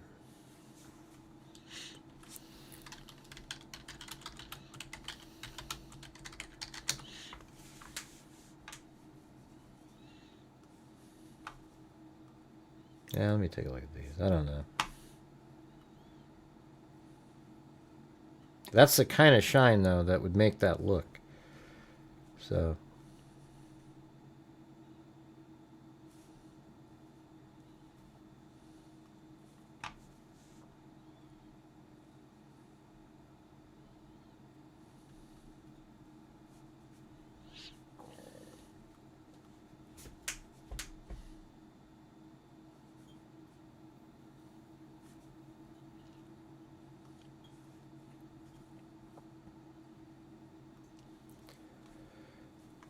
Okay, so what are some of your theories? We're now theorizing on... And by the way, maybe we can try to go through this, and if you guys have any other facts that we don't have in here. Yeah, Nancy Guthrie was 84, 5'4", 150 pounds. She lived in the Catalina foothills. Health, pacemaker, mobility issues, mentally sharp. Blood thinner, probably. Annie Guthrie, the family living in the area, was a poet, then Savannah, famous Today Show host. Cameron Guthrie, colonel, pilot in the Air Force. Catalina foothills have 52,000 people. It's a dark skies community. There's no street lights. Very little ambient light. Open spaces, secluded feeling. Surveillance of the area would have had to have surveilled the area. I think that's a fact, to be able to get out of there in the dark without using your phone or know it really well. Then Nancy's property is 5820 North Camino Escalante, Tucson, Arizona. The size is 3,114 feet, 2 bathrooms, $1 million home. The cameras were on the guest house, pool house, whatever you want to call that, with one on the yard side of the roof, one facing the garage driveway. And there's a camera on the house front doorbell on the side of the door, and it obstructs the view of the street. You can't see it.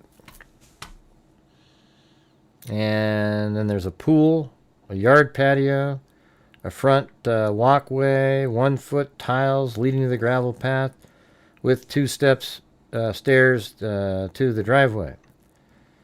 Then at 5:32 p.m. or at 5:32 p.m. on, I think it's the 31st. I guess it would only be 31st of January. Nancy goes to Annie's house for dinner and games and took an Uber driver there. And that was right around 5:32 is when she left her own house. Then she probably arrived at the house at 5:42, and she goes inside the house, and that's when they did the games and all that. And then basically about 4 hours later at 9:38, that's when Tommaso takes Nancy from their house all the way over to Nancy's house. And that's at 9:48 because the garage door opens, and then at 9:50 the garage door shuts. Then almost 4 hours again after that,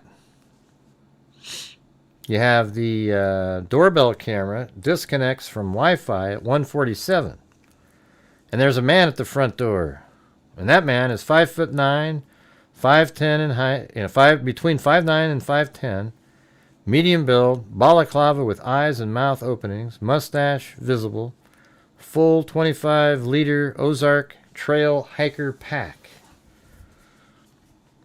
And then a fleece top, pants, shoes, gun in front holster, some sort of latex rubber gloves, black. And then at 2:12, motion is detected on the outdoor camera, but not stored because of subscription issues. Possibly the one on the yard side of the pool house, and then possibly on the driveway side of the pool house. So that 2:12 could actually be either, and we know from the, so yesterday was useful going back over those press conferences because the sheriff gave information unintentionally, because they said, somebody asked a question about, the camera that recorded the 2:12 movement, and he said, yes, a person set that off. It could have been an animal, but, well, an animal isn't running around in your house, all right? So by him saying that, we know that the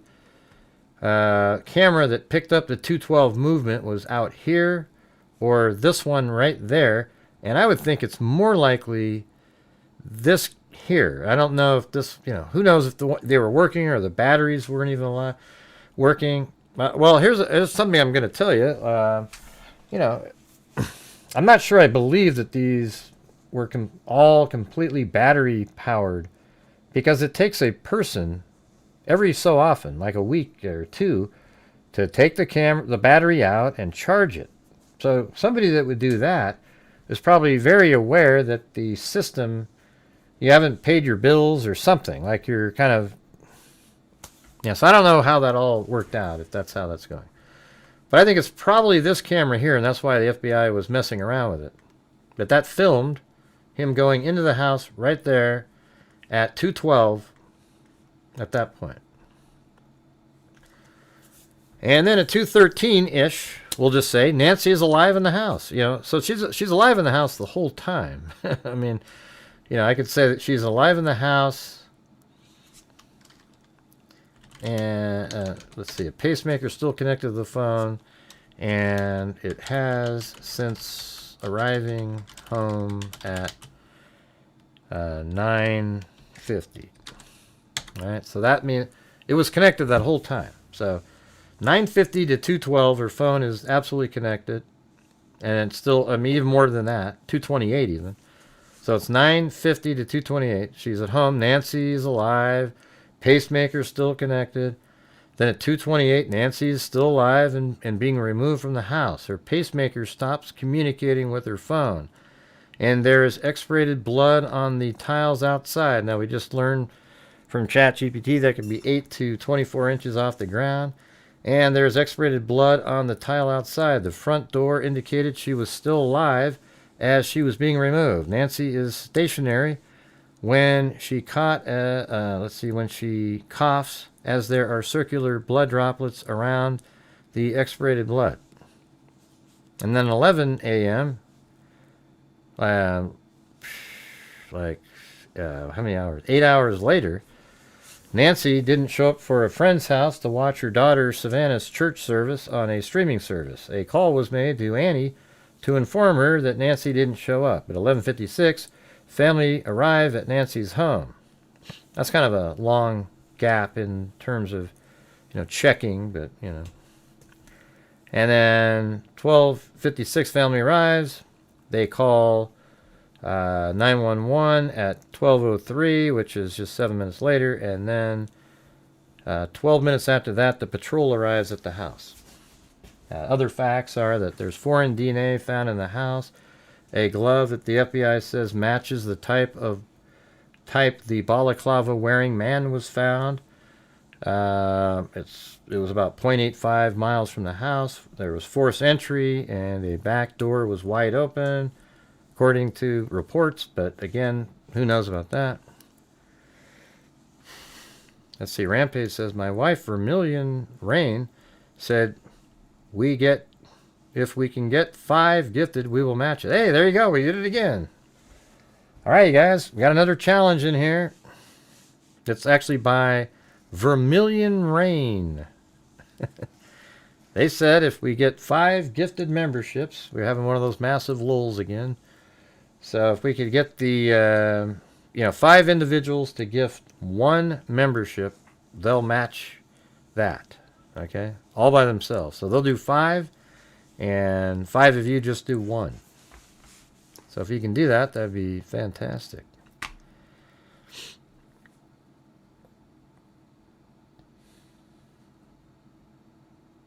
If you would, please. I mean, I'd really appreciate it. It's the only, I don't have any, I can't just snap my fingers. If I could, I'd make sure that everybody in here could retire, but I can't. I just hope people think that what we do here is worth supporting.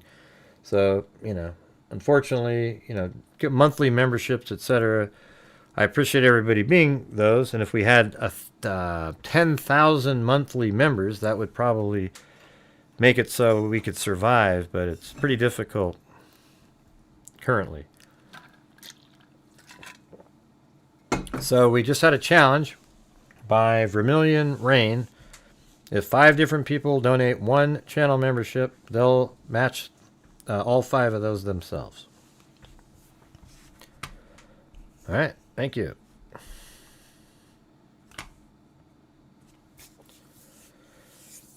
Two pairs of gloves. Yeah, maybe 2. Yeah, I was thinking like you'd have 2 pairs of those gloves on. You take 1 off, just throw it out the window. Thinking there's nothing on it anyways. It's the outer one. Then you can take that off and then drive with the clean pair underneath. Hey, thank you, Marable9. And Sally Swift, $9.99. What am I getting messages from? Oh.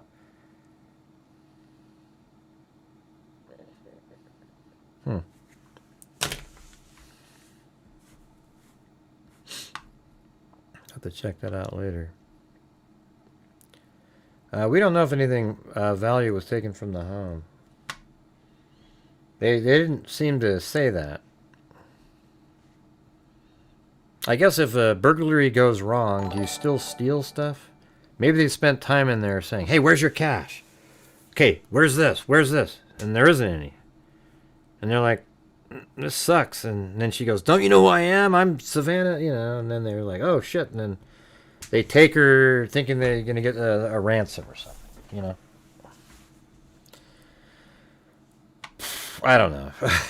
The whole part about her isn't the, well, let's see. What was that case? What was her name? What was the one that was jogging and abducted by the illegal alien? What was her name?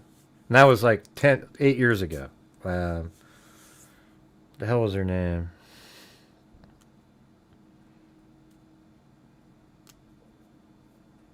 That was one of my first bigger cases that I covered. Yeah, Molly Tibbetts. There you go. Yeah, so Molly Tibbetts' case. That case was When she was, no, I said it was 8 years ago. Lakin was like 2. Come on, you guys. Yes, Molly Tibbetts. All right, so years ago, I think it was 2017 or maybe 18 or something, Molly Tibbetts was jogging and abducted. But her mother said, see, this is what I'm saying. The mother said, hey, there could be, looks like her work shirt is in her house. Well, then you think, oh, wow. So that means it's missing, I mean. That's what she said. Her work shirt is missing. Or something like that. And it's like, okay, now we have to say that she made it home. And then she went to sleep in the morning and went to work and then disappeared then. And then one day on my show, I just go, you know what? Let's just throw out the shirt thing. And once we did that, it became just clear that she was abducted as she was jogging or moving around. And that's where we ended up being, and that's exactly what happened to her. So in this case, what are those kinds of things what are the red herring possibilities in this one? Did you guys do it up there? Hey, we need 2 more, you guys. 2 more gifted memberships so we can get the match met. All right, I'd appreciate it. Thank you.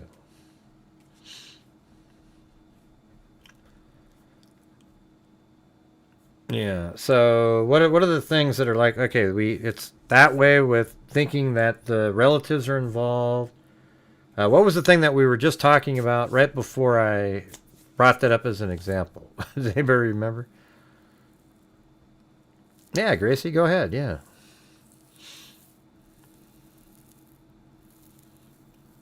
And maybe somebody could check out the date that account was created.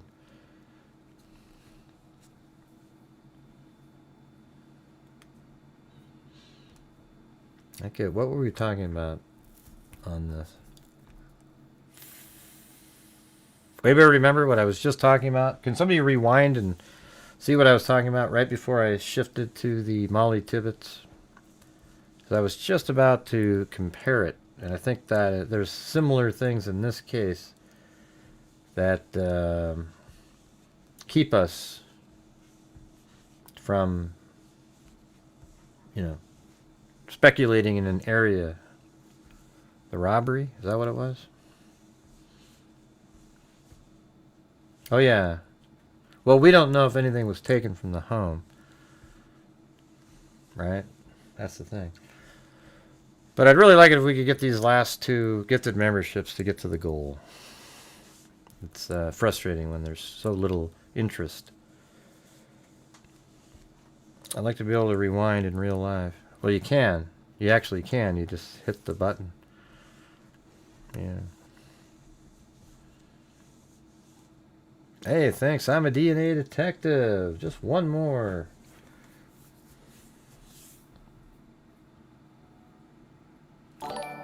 Rampage said, can we up the challenge to 10? Okay. Well, we got 4, so we need 6 more. That's amazing. Thank you. That would really tremendously help the channel. Yeah, try to get to the goal again. We're still not there. We're quite a ways away.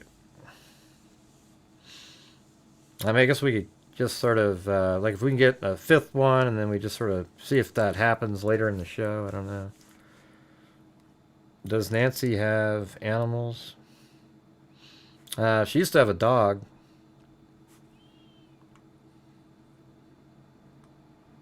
Oh, that's what it was? Valuable things taken? Right. I just don't remember what my example was, because it was something about a red herring regarding this case. Yeah, so what you want to do is sometimes you just do exercises without an element that seems to keep locking people up in their thoughts.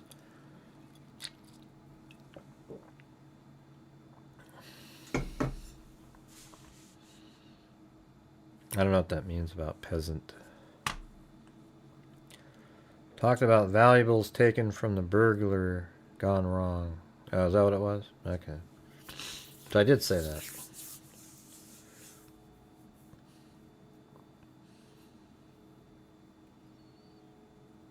Yeah, well, I guess a red herring could be like we didn't. And we don't know exactly if anything was taken or not. So we all assume nothing was taken. The uniform shirt being missed. Yeah, that was Molly Tibbetts. Yeah. Hey, they extended it, though. If we get 6 more, they'll do 10, you guys. So, well, thanks, Wild Bill Wassman. But I guess we're still going to keep moving on. If we get 5 more, they'll do 10 memberships. That's amazing. That's 2 to 1 on 10. Very helpful, very helpful. Let's see, they've been pretty hush-hush about the inside of the house. Yeah, at the beginning, he was sort of like that, wasn't he? I mean, the sheriff seems to have said stuff at the beginning.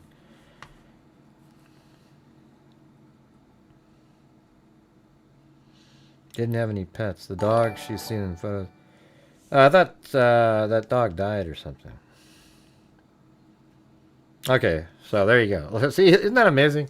Just a totally mundane story about the dog was misreported. Every time. This is just crazy. All right, so up here, 313 people voted. Was the suspect certain they would be leaving out the front door given the disabled camera? And that means there's 60 trolls in the show, because there's no, using common sense and logic, yeah, there's no way you can answer no to that. Is there anybody out there that said no that's comfortable in answering? Because here's the truth, you guys. Watch this. The person who went inside that house, they didn't have to touch that camera, because they could have walked in like this, went into the back, and then back over the fence and out the door. But instead, they went to this place, and they removed the camera because I think they knew they were going to park right there. Or were going to be picked up right there. Don't know. They knew that. 100%. Because there'd absolutely be no reason to disconnect that camera. So what are we at there? That's pretty good. We got 1, 2, 3, 4, 5, 6, 7. Wow, we just need 3 more, you guys. If you have 2 pairs of gloves, throw one out.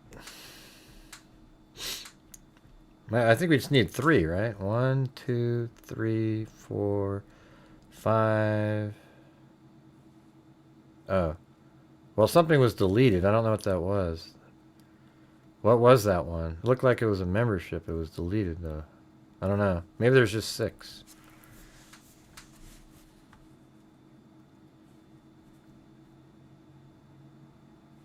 I'm confused.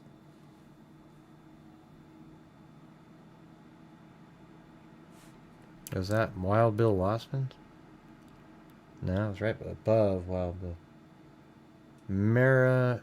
I don't know what that was. So maybe we just had 6. Yeah. So we need 4, I guess.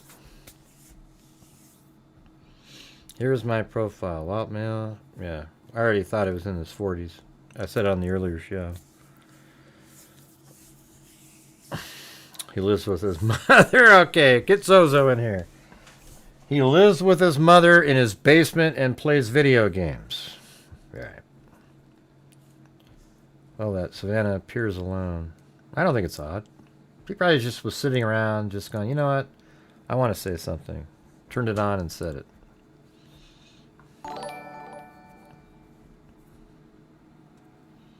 Because I think he had to climb over that fence.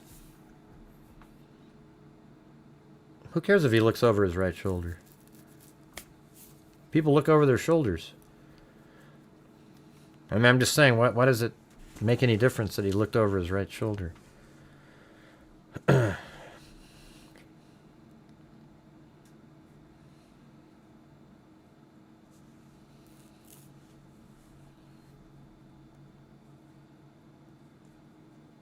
mean, this is the video. Kind of looks through the little opening on the left.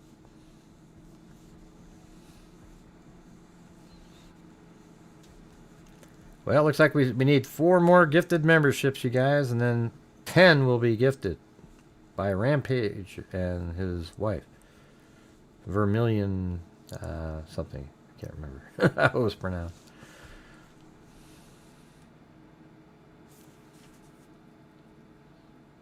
Yeah, see, like right there, he looks back. See right there, he picks it up and he looks to his left, just looking over there. Just probably seeing if anything, if he sees anything. Doesn't mean anything. It's just is what it is. I mean, I think it's like over-analyzing stuff like that. Hey, thanks, I'll eat cake. As in, I'll eat cake. I remember saying that all the time.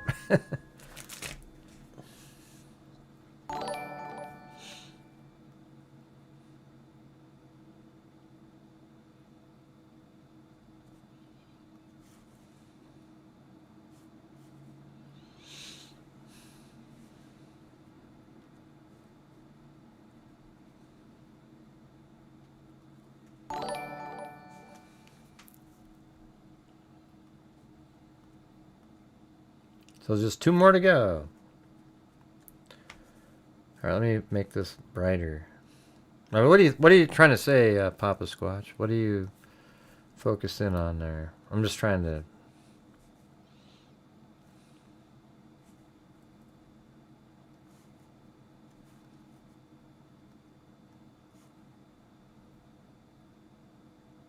Where'd it go? I just added it. It didn't show. Oh wait, that's right. I dragged the folder over there. That was stupid.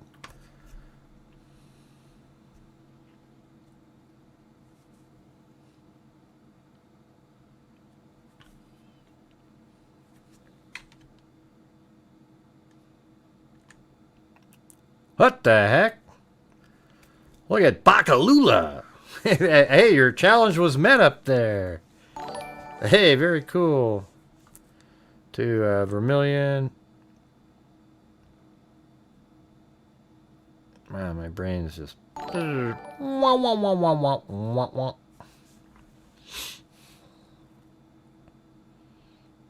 can't remember it was added to it. Wow, I guess that's challenge met. And that was really cool. Thanks, guys. And Rampage. You know, when we say that name, we need to play this music. Let's see, where is that? When we say Rampage, we need. It's Ram. Tonight, it's Rampage. It's a 2-hour concert right after Crocus and Iron Maiden.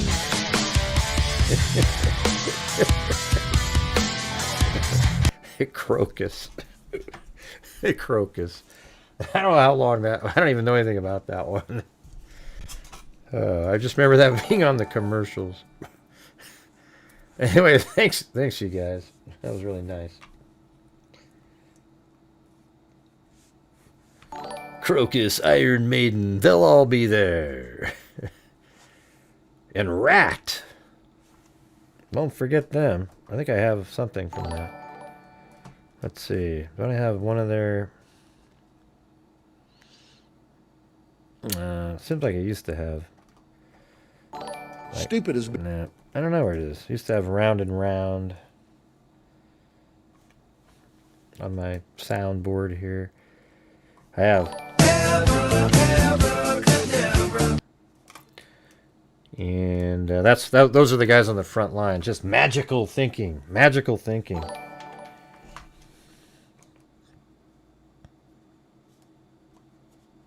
And boom goes the dynamite. That would fall under the category of something bad. That's from Jody Arias.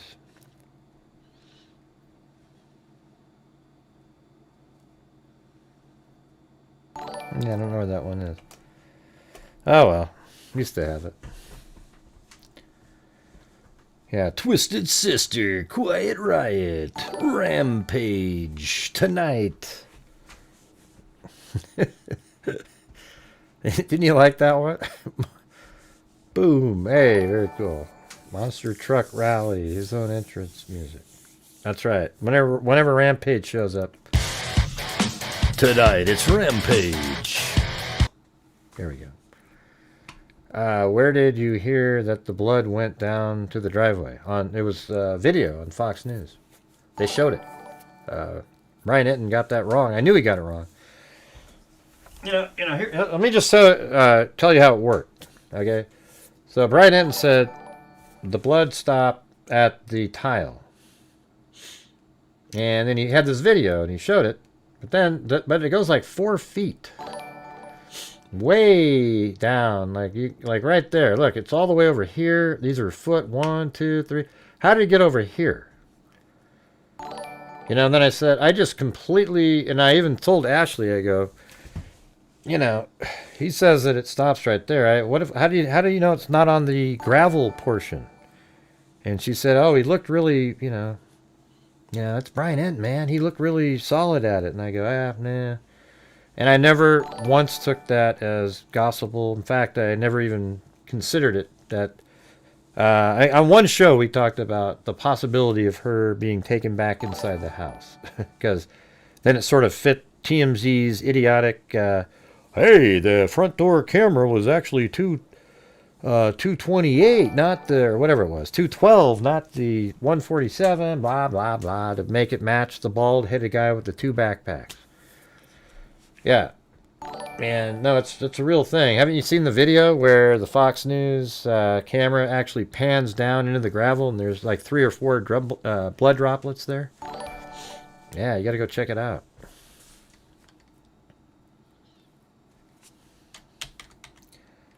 Somebody sent it to me the other day while we were doing this.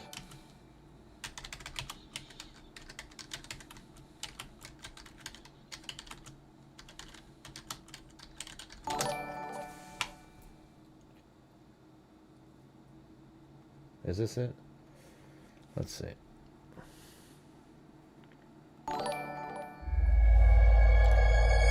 Whoa! Yeah, this is it. Ah, crap. Let me grab that. See, that's a shirt, but then there's blood, like right there. Watch, you'll see it here in a second. Look, the blood goes all the way to there, right?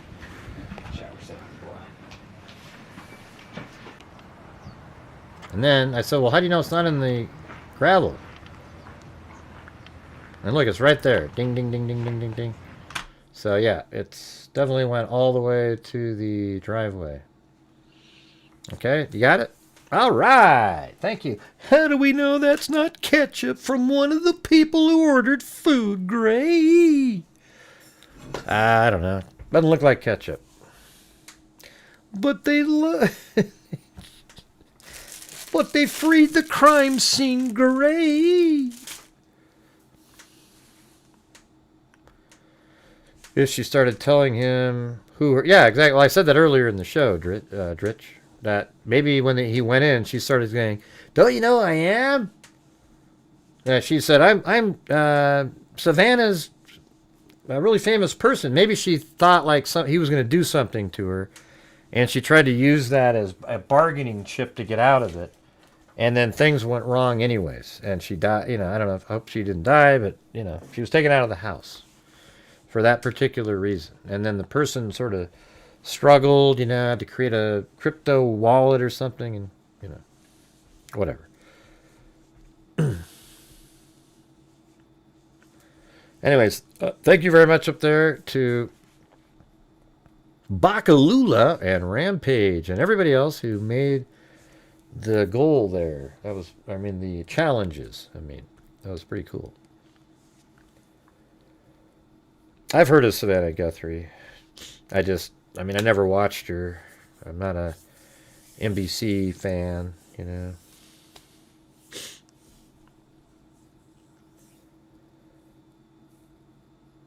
Why is Blur's shirt there? The blue shirt? I don't know. It was there, and the Fox News guys filmed it. Maybe the shirt is absolutely nothing. Maybe it's Savannah's shirt. Maybe she was holding it. I don't know what that was. You are funny. Hit the like button. Yeah, I do try to make people laugh, on here. I have dry humor, probably noticed that. You are funny. I don't think M. Morgan likes me very much, but let's see. Wouldn't they collect it as evidence? Well, maybe it was. I mean, how do we know that wasn't... These videos are from, like, the 3rd and 4th and 5th. The crime happened on the 1st. So, who knows what that is? You know? It wasn't secured. It could have been left there during some other... I'm sure it's been collected. It wasn't like... Do you think law enforcement missed the blue shirt? Or they knew it was just something else?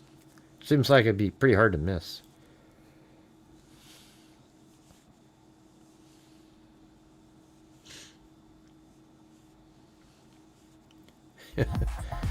Yeah, I was misread what M. Morgan was doing earlier. I feel bad. Hey, thanks, Random Bogey. Gray, I don't want to alarm you, but there appear to be dead aliens in the dog pen. Oh my god. Oh crap, one of them has one eye. You know what I should do is make an animation where it looks like it's my... Like I do a little crop out and I have an alien moving around in there with the dogs. I could probably do that. But it would take hours to do and it wouldn't be worth... The payoff wouldn't be worth it, you know what I mean? Like just... Hey, that was funny. Okay, see it.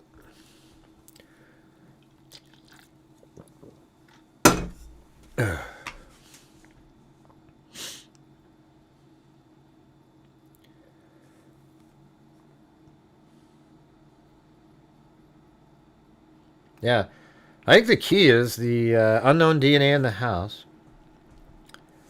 the foreign DNA.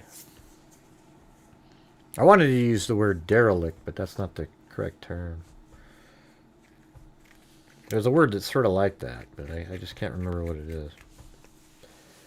Derelict, I think, means like, you know, not from there, not from there, like dirty or what the hell does it mean? Let me go look it up.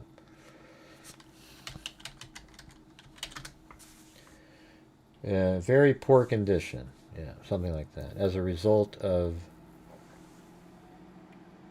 disuse and neglect. So, I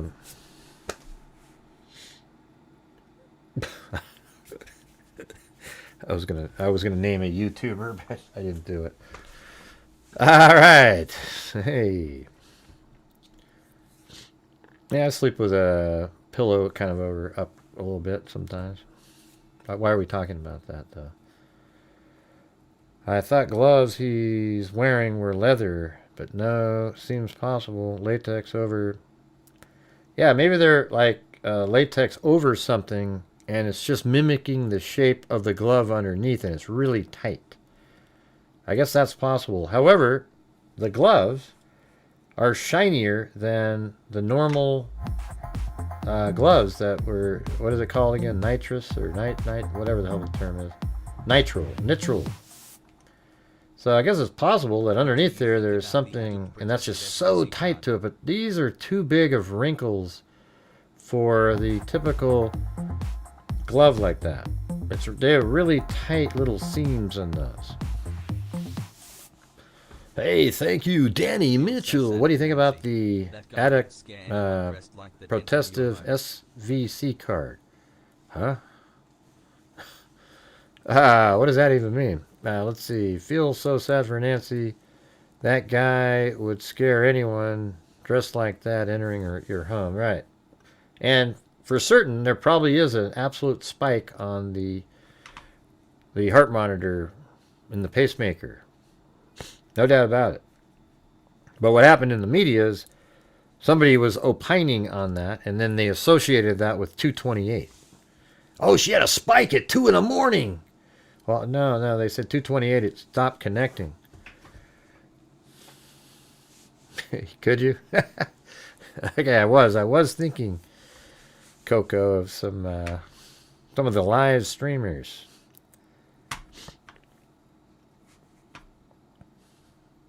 What do you think about the... Okay. Let me see what that means. I have no idea if that is even a real thing. Okay, so apparently, what'd you call that? Oh, adult, not adduct. Okay, adult. Oh, protective card. That card that was left there. All right. Yeah, it was sort of interesting, but maybe they just left it there for... I mean, how long had it been there, you know? Maybe they give it to all older people and they, you know, just a check-in type of thing. I don't know. I have no idea. Could it be related to something nefarious? Sure. We did discuss that the other night.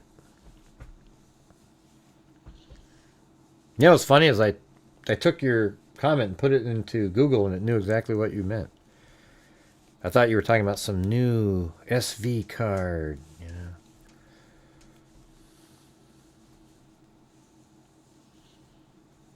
You just had eye surgery?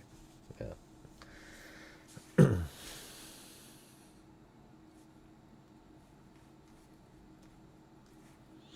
Right, should I do my run through the theory again, look for some holes? Now, whatever it is, what if you call it a you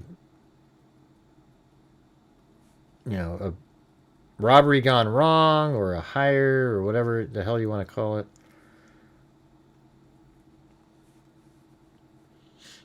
Maybe we can, let's just try to look at this again.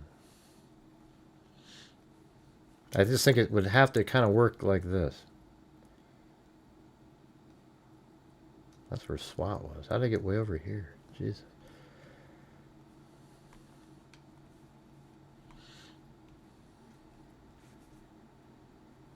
All right, there. So this is Nancy's home right here. And I think this is backwards, right? I mean, that's what it looks like. But I like to do it like this, like you're looking at the house. Right here. So here is the vehicle. And I hope you got, let me make the screen full, then you can just see it. So there's the vehicle right here. And let's say the vehicle, when it came into the area, it knew the area well. It had done its surveillance and driving around because it's planning on going to that house because they know it's sort of an older lady living alone. Or maybe they even know it's Nancy. But anyways, they come into the area and they park somewhere not at the house. So let's just throw it right there. Put it right there. Then a person, you know, the person you see on video, there could just be one person in this case. He gets out, or there could be somebody driving, but let's just say perhaps the only person that entered the home is the guy that we see on camera. But he walks down like this, comes over, and he peeks in there. And when he peeks in, let's go back over to some of these images I had. Hold on. 12th.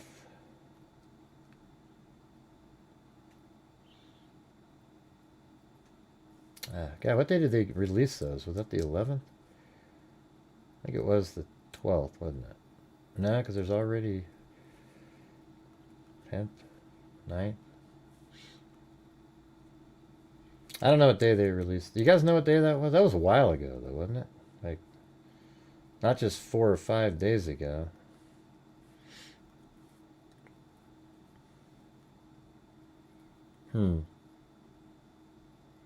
Well, you know how there's that one picture where he does not have his the backpack on, right? So again, let's just go back over here. So he shows up here probably at like 7:40, and he just stands back here and he looks just to kind of just sort of glance in there. Doesn't see any lights on or anything. So now he's ready to get a little bit more serious, you know, get prepared in case he encounters somebody. So then he walks back over here. Puts on the, might have been even like 7:35 over there. Puts on the gun, the backpack, and then he makes his way back over. And then on this time, he goes in there and he breaks the camera. Goes inside, goes right inside there, and he breaks the camera. And that's right around 1:47. And then breaking the camera would probably make you think that law enforcement might show up. So then he walks over here and he waits. Turns out, the car's light's not on. He might not even be in the car, but he's in the area. And he just sort of waits and waits and waits for about 20 minutes in the darkness. And he hears no silence, no sirens, no nothing. So at that point, let's say, so that would put us at about 2:07, right? So 1:47, and then 20 minutes later at 2:07, he starts walking over here and he makes his way back to the house. And then probably like 2:10 or so, 2:11, he hops over the fence. And that's when, at 2:12, the camera up here picks him up, going into the back. Then he disables the floodlights really quick, just to make it darker. Then he goes, and maybe the floodlights went off, and he's like, oh, hell no, and he breaks them. And then he breaks into the house, maybe makes his way into the house at like, because it takes a minute to break in, so maybe it's 2:15 by the time he even gets into the damn thing. So he's in there, and then he confronts Nancy in the house, and that's where, whoa, what's going on? They're talking about different things. Struggles happening. She gets injured. And then she's still connected to the cell phone. And then at 2:28, he moves her along. Oh, yeah, I guess the part that I didn't say, I meant to tell you guys was, let me go back. So after he goes over here and he waits for the cops, and the cops don't show up, it's 2:07, he drives over there. He goes like this, okay? So at 2:07, when the cops don't show up, he drives all the way over, and then he pulls into the driveway here. And then that's when he gets out of his vehicle. I forgot that part of the story. He gets out of the vehicle, then he goes behind here. He's spotted on the surveillance camera. Then he goes to and breaks the floodlight.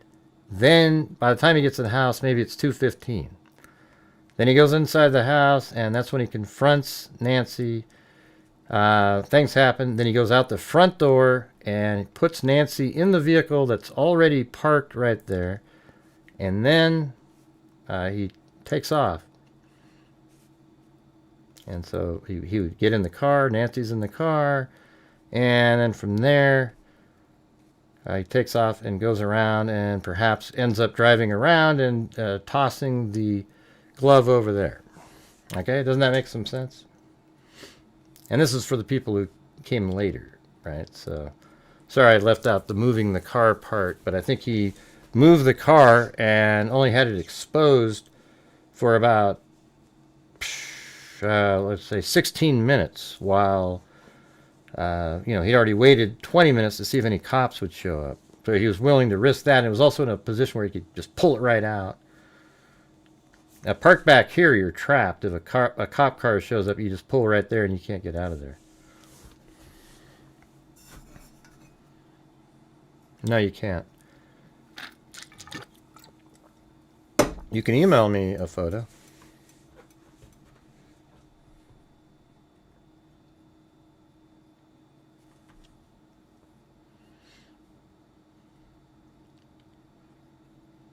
All right. I mean, for everybody else, you just heard that for the third time, but what do you guys think of that one? It just seems it adds every single element that's in the case. And it explains why there's a gap between 1:47 and 2:12 is because he was merely waiting to see if cops would show up.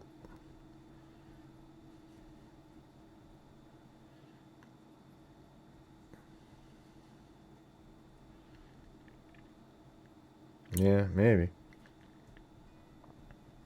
Maybe, Leslie.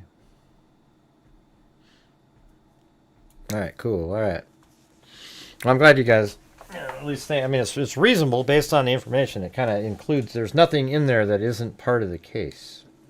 Everything that's in there is part of the case. Might not be real, but it seems to work with what we know. And then, if you believe that the glove on the road is his, this is what he did. He drove out like this, took a right, And then drove down. He turned right here, because he knew the area now. Made his way to one of the few main roads out here, and then drove this way. And then made his way all the way down like this. And then right there, either rolled down the passenger window, or he was sitting in the passenger seat because there was actually a driver, and then tossed out his glove right there on the way out of here.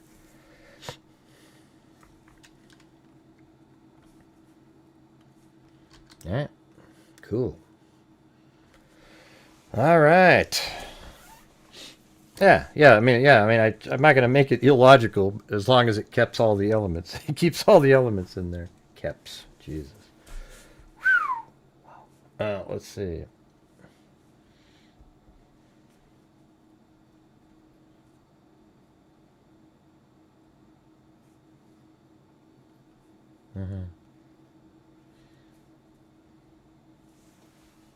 You're sending me some glove types. Yeah, that looks pretty good. Yeah, something more like that. Thicker. I had these perfect ones the other day. So they're thick inside. Yeah, and they're the right shine, too.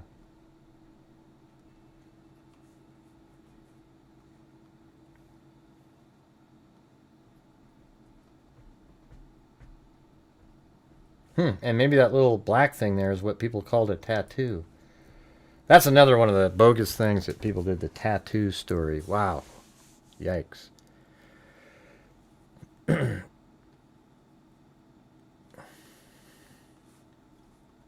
was Tina that sent that in.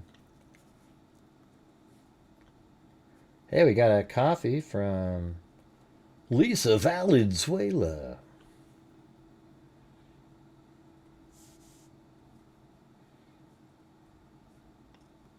And Barbara sent a PayPal.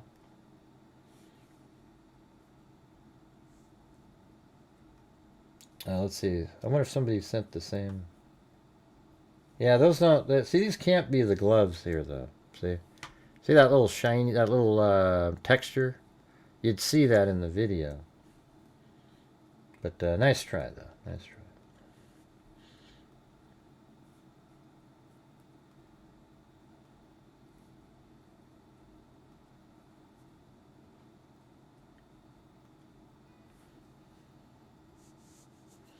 Thanks, D. Rich. Seems likely it's not a coincidence.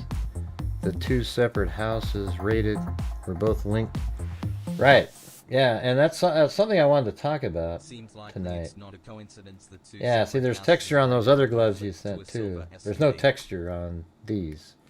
These are absolutely shiny, nothing on them. But what I was talking about on the earlier show tonight was that I think that they have a vehicle of interest in the case, and they weren't able to have it leave the area after going to Nancy's house, right here. They weren't able to see it leave the area, so they might have literally, looked for any people that have vehicles in a similar range of vehicle looks in the area. I don't know how, Carlos once lived right over here, so maybe they thought, okay, I don't know. Maybe they looked at people that have criminal records that maybe have something like that. Who put out a challenge? Who did a challenge? Put out a challenge. Put out a challenge. You did? Jim Lawn did? Where is it? I don't see it, Jim. That doesn't work. You can't just say, what? I don't know what that means. Put out a challenge. Okay, go ahead. What is it? Why would he only be asking for $50,000 and won't touch it till there is an arrest? Because he really just wants the $50,000 and doesn't care about the other 50. That's why. Oh, look at Jim Lawn's doing a 5 membership match. So there you go, Jim Lawn. That would help out tremendously as well.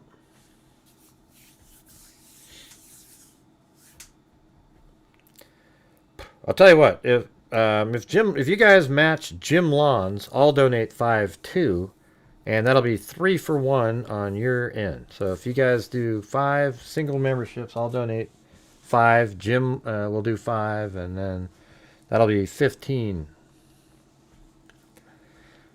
Not a lot of people drive around at 2 a.m. Right, that's what I was saying. Like on one of my shows, I said what law enforcement probably is doing is on the main roads or wherever they have surveillance cameras, they're checking to see any movement that's going on between, let's say, I don't know, 2:15, even though that's after, but like before, I mean, but 2:15 to 3 in the area. And then they try to track backwards the same video on known cameras. Yeah. You guys didn't think that was a good deal up there? If you guys do 5 singles, Jim will do 5 and I'll do 5. That's 3 to 1. For what, Carl? Are you going to help support the channel? Are you talking about the white near his wrist? What do you mean? There is no white next to his wrist. Yeah, see, this is the lie that everybody's talking about, that's a tattoo. This is the glove, and it goes all the way to there. Now, if you want to say that, yes, he cut a hole in the glove showing the possibility of a skin, like a lighter colored tattoo in there, go ahead. It's garbage. All right? And then if you keep going forward, the one that they use is this one. Okay? Because in this one, they can justify in their brain to switch this out with a skin tone and then pretend that that's a tattoo, even though if you can clearly go backwards and it's not anything like that. Notice how they never show you this portion because that's not a tattoo. Hey, thanks Deanna Owens. And Shinobi Business.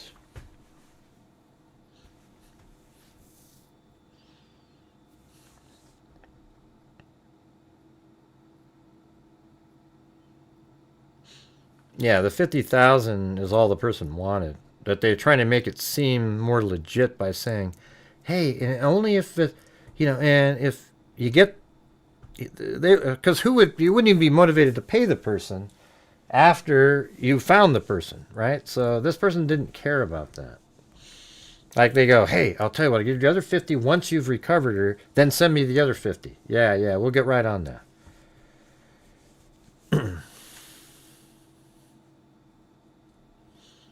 What am I looking at, Alley Cake? What am I looking at? Smiley said, Gray Hughes, I want you to know how much I appreciate that. I guess I have to be on this other. Want to you to know how much I appreciate that you don't allow all the bullshit in your chat. You're a good person. It's absolutely disgusting things others allow in chat about the family. Yeah, we don't. We're not going to let that. We're not going to let that happen at all. There was somebody at the beginning of this show that tried to do that. It was just ridiculous. They said, you know what they said, you guys? They said the real problem in this case is that Nancy's family wasn't looking out more for her, making sure her surveillance was working, etc. That's the stupidest thing I've ever heard in my life. The real problem is that we have criminals out on the streets, and they do stuff like this. And wouldn't it be great if we had better law enforcement, better, law and order. That's where the answer is. When you don't have law and order, you can't have a civil society. Without law and order, you don't feel safe. And the truth is, there's this guy walking around that's an absolute killer. That's whose fault it is. A psycho, nut job. We don't know if he's a killer yet, but, either way, he's a shit dirtbag. And that's who you blame. You don't ever, it's just, I think people who do that are the worst of the worst. Just shut up, okay? We don't need to hear it. But why, Gray? It's really a problem, you see. Oh, Jesus, get out of here. We got 1, 2, 3. Okay, we need 2 more gifted memberships, and then me and Jim Lawn will both do 5.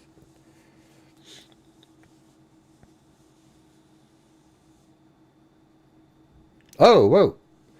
So Wild Bill Wassman's going to add 5 too. I mean, so if you guys get to the 5, it'll be, I'll do 5, Jim Lawn will do 5, and Wild Bill Wassman will do 5. So that's, what is that? 4 to 1 or what, 3 to 1 or something? I mean, I don't even know what that is. 3 to 1. Where did the 6 million come from?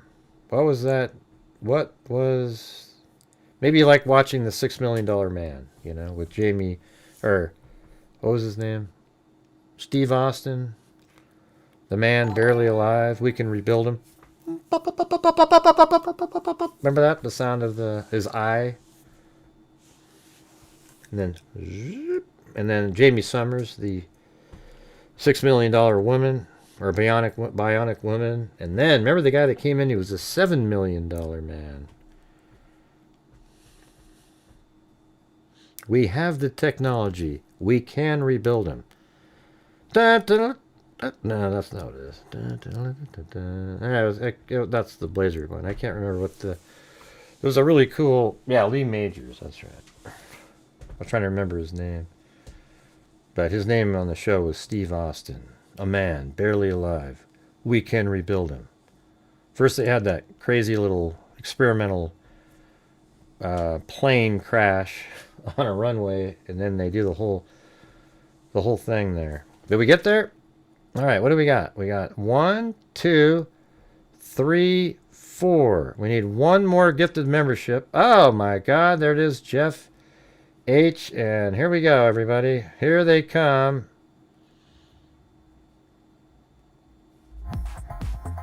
Hold on.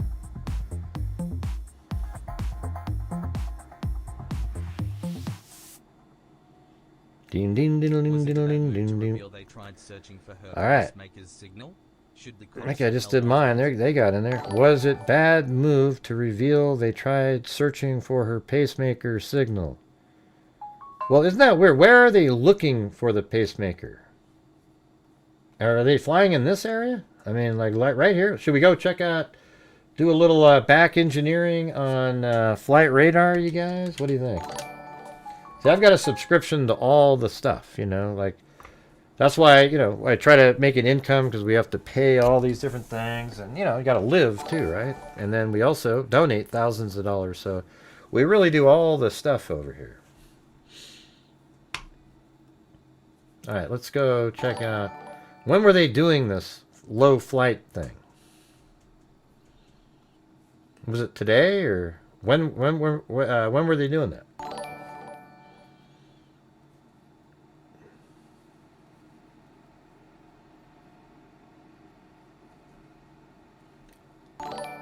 And they must have been doing it in the neighborhood, which is weird because that would mean that she's just right there. And thanks, Jim Lawn. And who are the other ones that were going to do it? And then Wild Bill Wassman.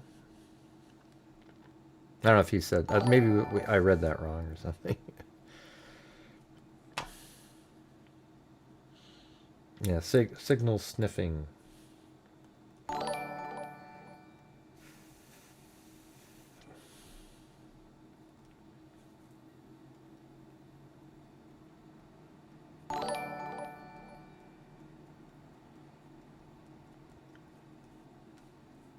They're not doing it like way down here, were they?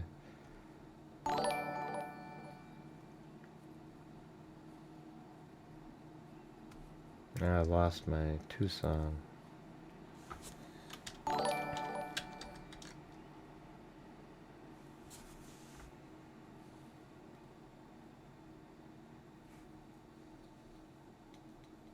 There we go. Wild Bill Wassman. Thank you.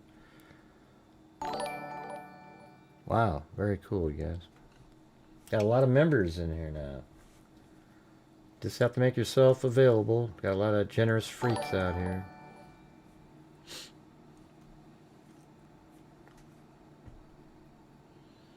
They were checking for Bluetooth signal. Yeah, they're looking for a Bluetooth signal from her pacemaker, I believe. And they have this like really sensitive, boosted up version. Apparently, who sent that to me? It was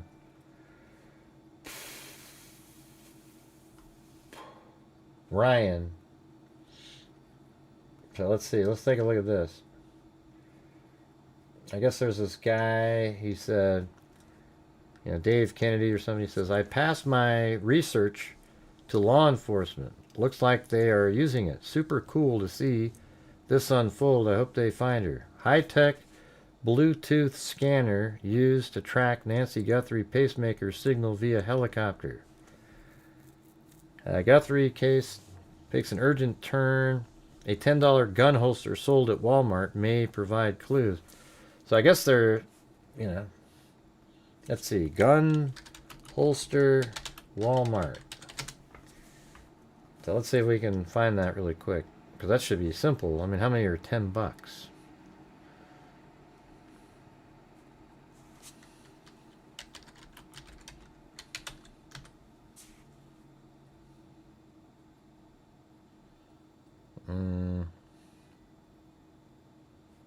Let's see.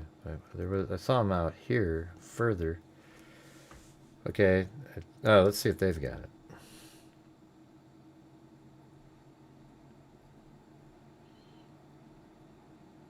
The holster is cheap, easily distinguished, and only available at limited number of retail stores, according to an active duty Miami area police officer. The FBI teamed up with Google in groundbreaking recovery of Guthrie's Nest doorbell.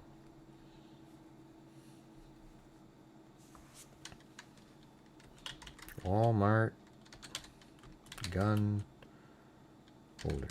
Maybe don't call it holster there. They do. Okay. So look, it actually had that. That's not it, is it?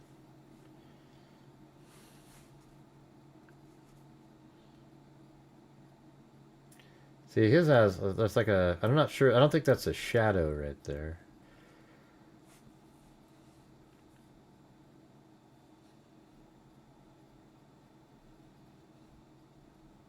And it's sold in limited stores, huh? I'm just kind of looking through this.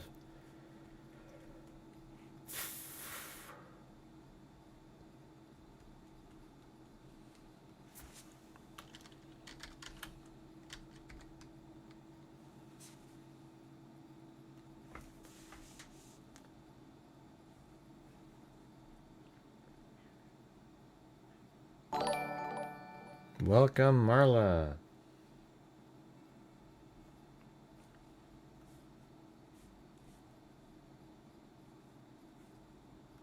See, I was picturing something more like this, right here. But it's only $10. This guy's cheap. He bought a $8 backpack, a $10 gun holster.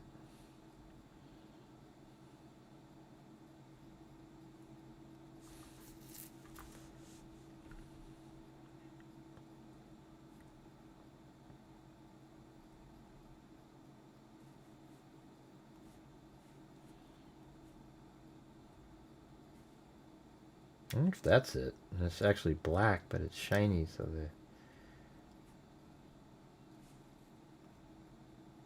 Well, let's check these all out.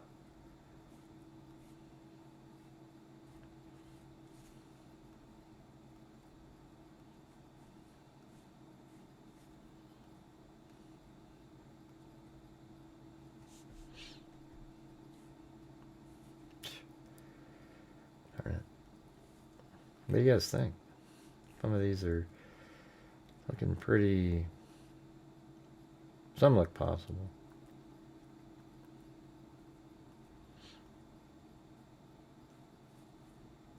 Well, none of those are 10.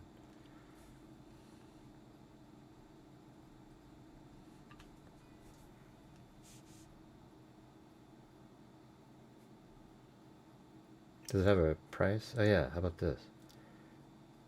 There we go. 10. Ah. Let me do this again.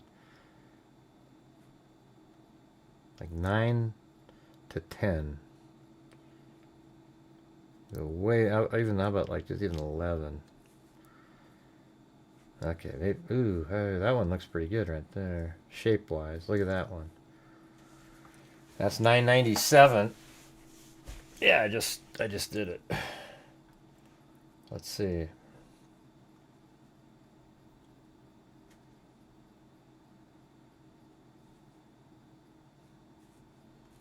That is such a similar shape, but it doesn't have, you know, like the night vision makes it hard to determine. Because his backpack is actually black, and it doesn't look black because of the specularity of the backpack.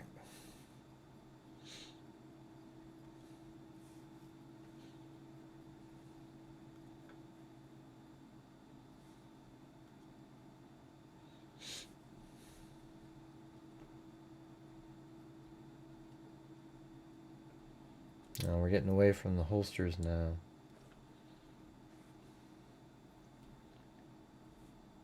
I don't know, maybe it's this one right there. Don't know. Strategy brand large frame polyester revolver holster.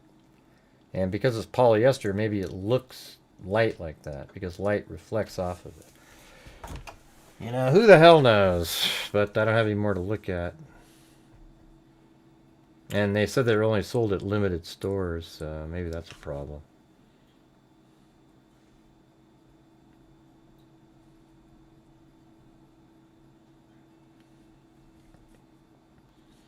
Alright, so, alright, throw out some of your theories, you guys.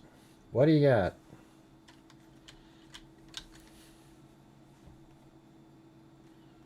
And you guys, they are testing the DNA in the vehicle they pulled over the other night. The Range Rover. So they are testing that DNA. That's interesting, isn't it? Why would you do that? You let them go, but why'd you do that? There must be a reason that they're still interested in that.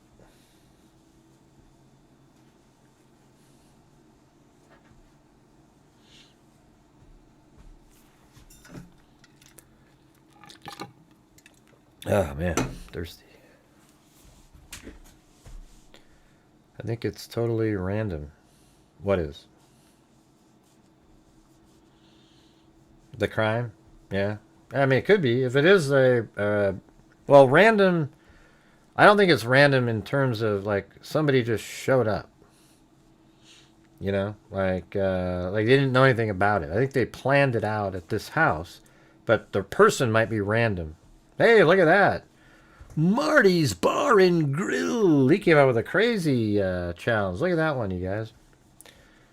That one is if we get 10 gifted channel memberships in here, he'll donate $50 of coffee, which is better because it doesn't, you know, YouTube doesn't take as big a cut, but he'll send 10 coffees for 10 memberships. It's the same.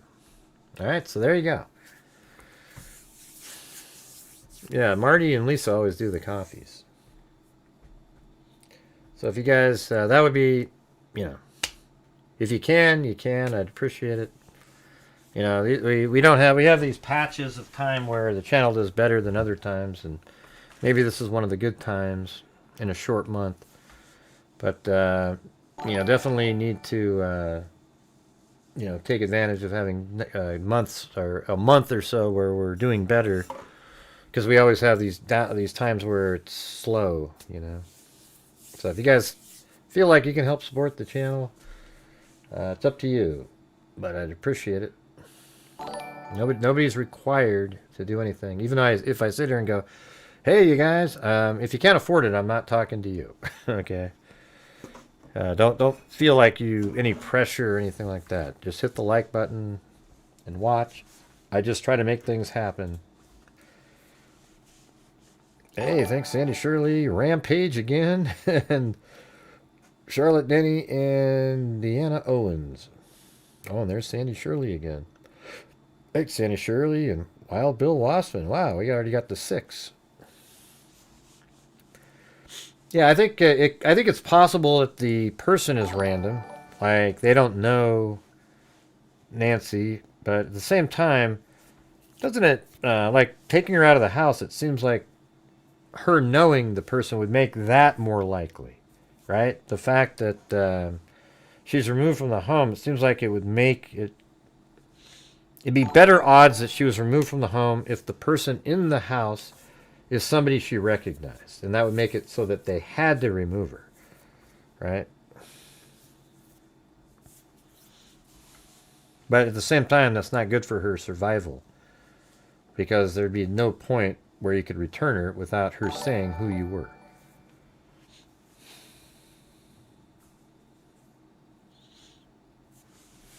So how many do we get right there?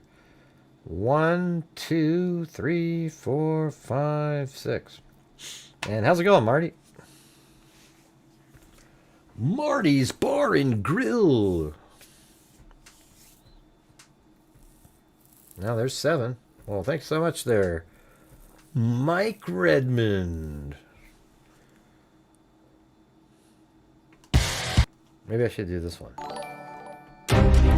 Mike Redmond has just donated a membership in the Marty's Bar and Grill Challenge.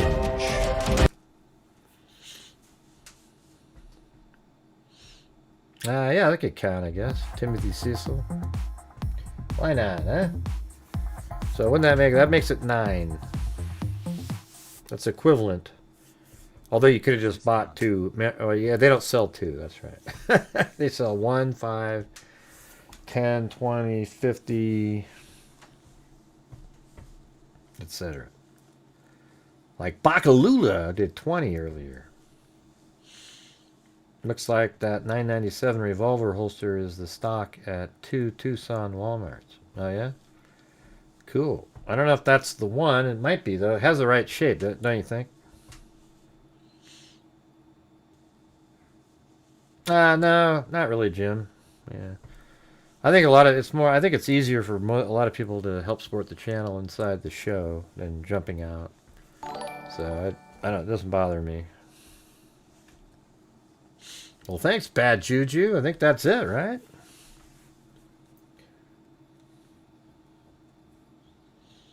Very cool. Thank you, guys. They assaulted her, leaving evidence on her body, so they took her. Could have been. Yeah, I mean, what do you think went down where they had to like punch her in the face? You know, like what would that be? It just seems a little overboard there, don't you think? All right, I got to go use the restroom really quick. I won't probably won't be resting in there, but.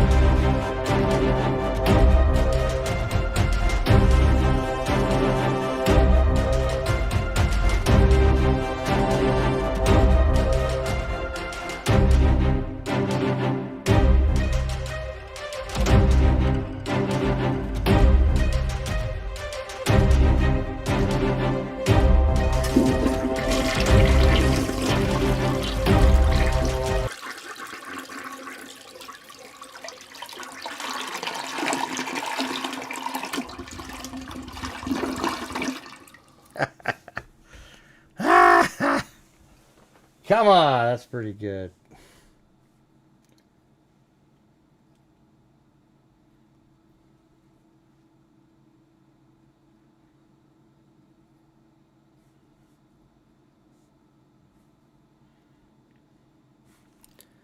Let's see.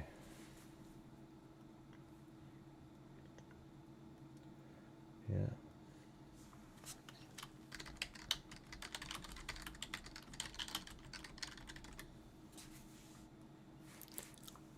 All right. Oh, did I wash my hands? Oh, yeah, of course. Let's see. Yeah, it's just a sound effect, you guys. It's not actually the toilet. It's similar to this one right here. Let's see. This one, when I go like this, watch.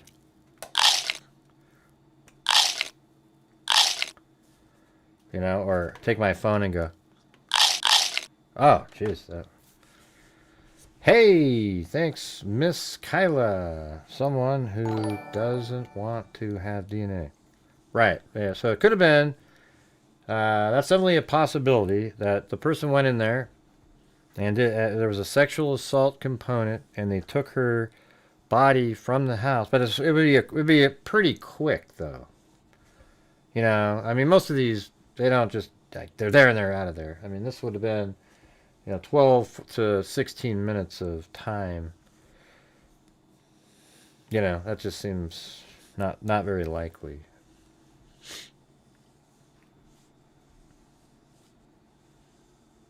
Maybe we could try looking up one. See if we can find one that's really similar on newspapers.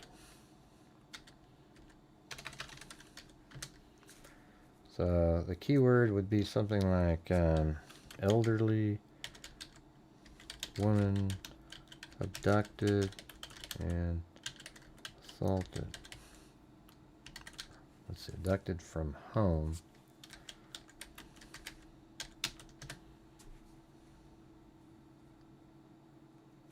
See what this one is.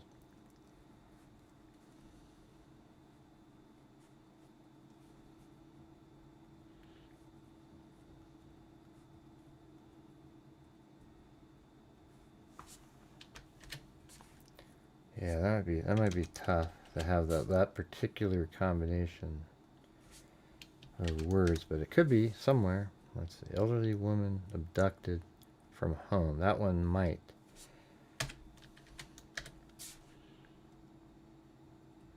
Yeah, so that does exist out there. Ozark. Manuel Gissinger could be facing capital murder charge today when results of a preliminary autopsy are released in the death of an elderly woman abducted from her home last weekend. Dale County District Attorney, let's go down here, partially covered with debris, the body of 77-year-old Margaret Snell Grove was discovered Wednesday in a ravine not far from a pond on Crichton Street in the Johntown area. The prime suspect in her disappearance is 25-year-old Gissendanner of Route 8 Ozark. Gissendanner is being held in the Dale County Jail. He's charged with first-degree theft of property and second-degree possession of forged instrument in the case. Wow, so you might have had her sign something. The charges stem from him being in possession of her car and cashing a check, oh, there you go, from her personal account at a local bank. I mean, see how this could just sort of be like what this guy was going to be trying to do? Police determined Snellgrove was abducted from her Choctaw Street residence early Friday morning, June 22nd, although she was not reported missing until Saturday afternoon. There's a possibility the encounter had happened when Snellgrove was leaving her house for a 7:30 a.m. breakfast engagement with a friend last Friday.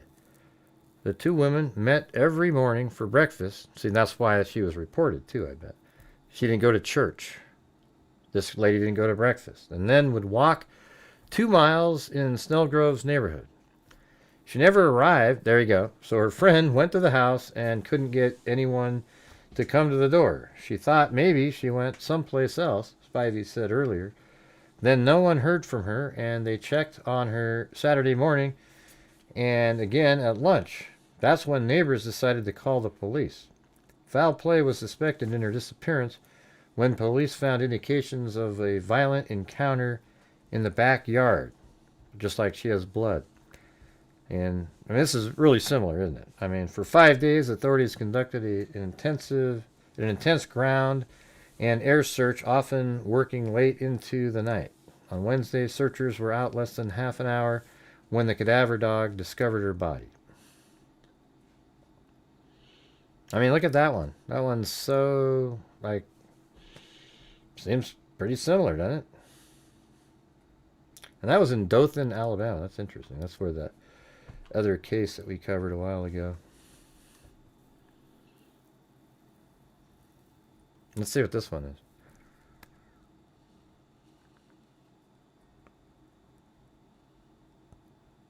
What do you mean if that's... What do you mean? I don't get it. If that's the case, the ransom won't be tied to it. Yeah, well... It could be, though, because the person could have tried to make it look like it. See, I've been thinking the whole time that the ransom stuff wasn't really an attempt to get anything, because they never provided anything at any point to receive the ransom. It seems like it was just sort of, you know, I mean, I don't know. The ones that were sent originally, I think it was just sort of throwing people off, is what I think. Yeah, well, I think the original ransom notes are from the person. Law enforcement seems to really believe that those are from the person, but those were just to throw people off. It wasn't real. They were never trying to get a ransom. And it might not be that they're connected. You know, if they can prove that the information they put in them was available prior, but you would think law enforcement would really have investigated that to, you know, believe or not believe.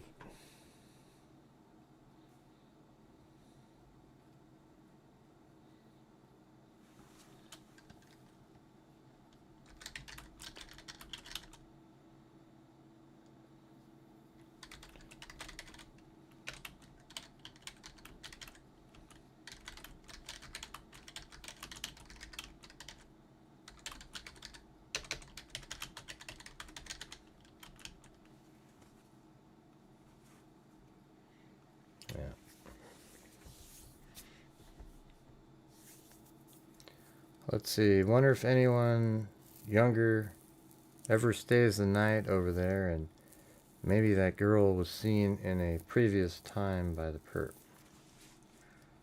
Let me read this one really quick. The victim was Mrs. Elisa Emery, 67, wealthy widow. There you go, wealthy person. Found by police last night in a San Francisco hotel. Friends returned her today. She was abducted from her home, but she was found in a hotel. Mrs. Chad, whose face was badly bruised when someone struck her, signed kidnapping. That's in the kidnapping complaint against 5 men and 3 women. Those charged were booked as, and they listed all the different people.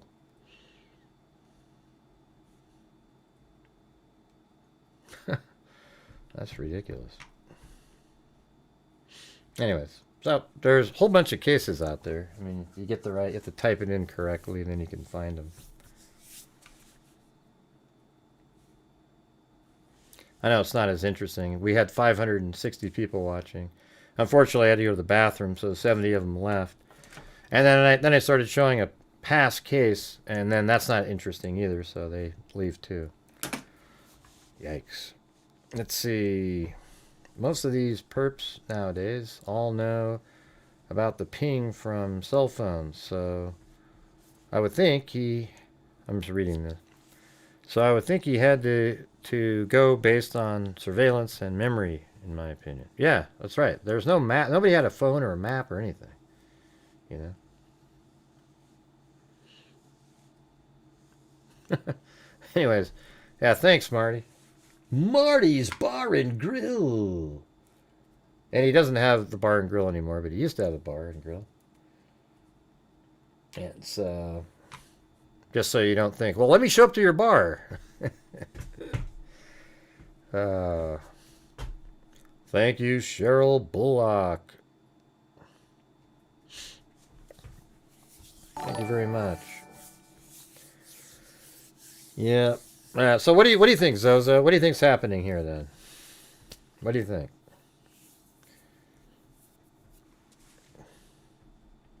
It's still one of those ones where it's really hard to just say boom, but I can see it being a burglary gone wrong, and for some reason took her. But that's what always it. You know, if she was still found in the house, I would absolutely say it was a burglary gone wrong from the get-go. But she wasn't. She was taken, and she was alive. So what reasons can you come up with are a good reason for him to thinking it was necessary to take her? Was it because he had a conversation with her and realized that she has a very rich daughter? She has a really rich daughter. Or was it that he's somebody that she knew, but then would he have really gone in there and risked her seeing him if she knew him and he was just there to rob? That would be stupid, right? So this person, you would think, does not know Nancy, or he would have had to necessarily abduct or kill her if she woke up, if she did know him. See, it's really... You know, you have the sort of the circular thing. Right, exactly. I think we're on the exact same page. Yeah, I think she was an intentional target as well. Now, what the intention of the target is, I don't know. And I'm trying my best to sort of forget about Annie and that whole segment, because that could have just been a ridiculous red herring. That might be what I was trying to say earlier. You know, maybe. I mean, Annie and the family angle in this case is one of those ones where, because we all seem to want to and need to put it in there because they've looked over there, we throw it into a theory every single time. But if you eliminate that and just kind of look at it for what it is, you see this guy in front of the house, right? It's crazy. She becomes the crime scene. Yeah, right. I mean, if there's a sexual assault, that's exactly what we're seeing on the original shows. Yeah, you know, if it's a sexual assault, but that would have had to have been done in a really short time frame. You know, goes into the house at like 2:14, 2:13, sets off the alarm at 2:12, 2:13, 14, confronts her, and then they're already out the door at 2:28, and she's... You know, I don't know why you'd need to take her out that quick.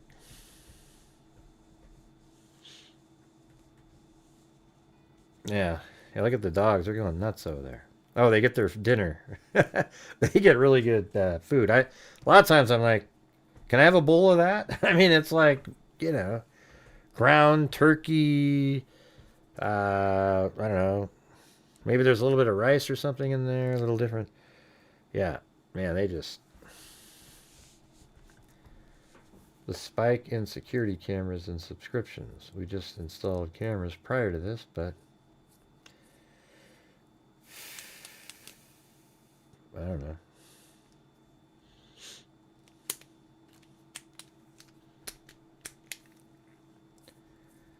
Provide better... Yeah, it's like I don't know what the deal is. I'm always saying, how come I don't get food like that? I get Kentucky Fried Chicken. And the dogs are eating this healthy stuff.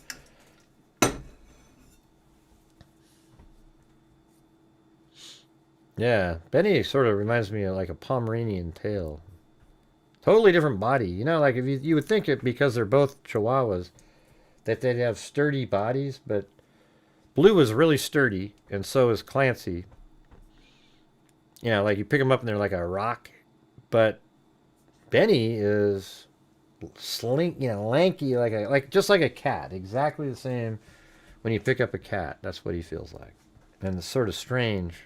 You would think it's just a Chihuahua with long hair, but it's a totally different structure too. So I don't know. They're smart. You've been thinking family kidnapped, gone wrong. Right. I mean, that was, you know, because the daughter, Annie, living right over there, and the seemingly searches over there, it seemed like, okay, it's a hired kidnapping for ransom that they were going to split in the Bitcoin account. That seemed like that would make sense. But see how you're sort of limited when you have to add that in there? Because if he's involved, what's the purpose? Because the murder for hire plot, you take her body out of there, well, you'd have to have her body found for insurance to kick in. So there's just so many things.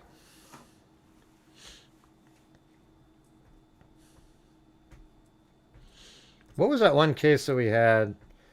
It was like 4 years ago, and there was this rich lady whose husband, who was rich, died, but she was his second wife, and there was a bunch of kids, and this neighbor across, she was like 79 or so, and this 40-year-old neighbor, if that's the right age, maybe 30-something, one night he goes over there and he sexually assaulted and killed her in the house. And then they tracked him down. He was right across the street. I mean, what the hell are you doing? It was the craziest thing you've ever seen.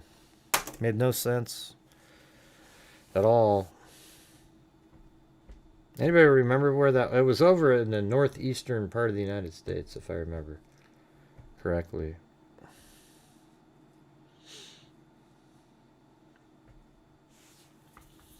And we thought maybe it was the family trying to take out... You know, at first when it was just that she was killed, we thought maybe it was the family trying to have her killed so that they could get the inheritance. Because they're like, oh my God, he married this really younger... I mean, it would be frustrating, right? Let me just say this. Let's say you had a parent and, you know, they had $10 million or something, and when they die, they were going to split it among your 5 kids. And your dad's the only one left or something. And then or let's say even the mother, whatever, do it in reverse. And then they marry somebody that's 50. And then that person is going to live like past you, probably. And so you're never going to, you know, it's never going to happen. You would never get your inheritance. So it's sort of you might have resentment towards the person that he married, right? I mean, you can see people doing that. Let's see. There are some real sickos out there. Yeah. God, I wish I could remember the name of that case. Now, you would have loved that my chihuahuas... Now, I think in a case like that, you'd have to... Like, I'd actually be looking out for my kids if I had them, and I'd probably have to have something signed so that my kids got something if I died, you know? And if I was in a situation like that. What do you guys think about that?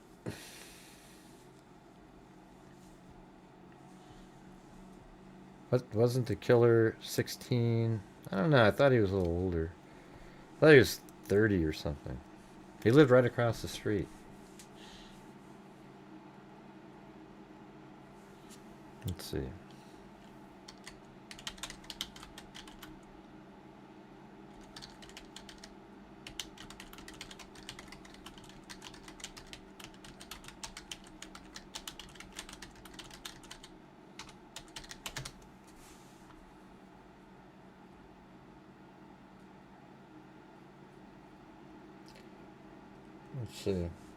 Let's see if this one here.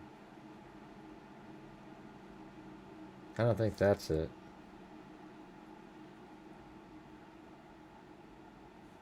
Wow, this guy, 23 years old, killed an 82-year-old and sexually assaulted her.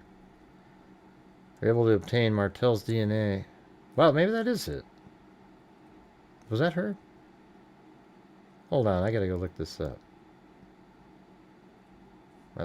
That's only 2024, though. It seemed like it was much longer ago. Hold on, let me type this name in here.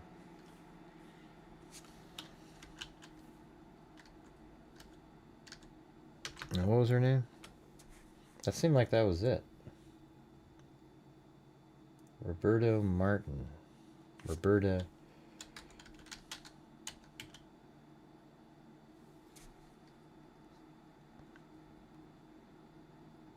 Nah, I guess not. I don't know. That lady seems really familiar to me, though. That look.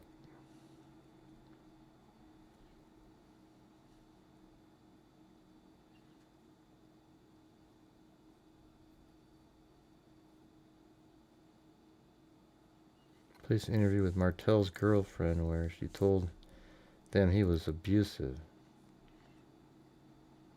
That's insane, man. He's 23, she's 82.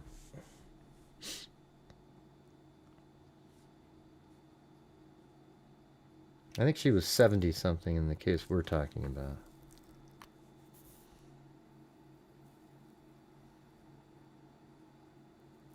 Look at this. Maryland teen, assaulted an 83-year-old.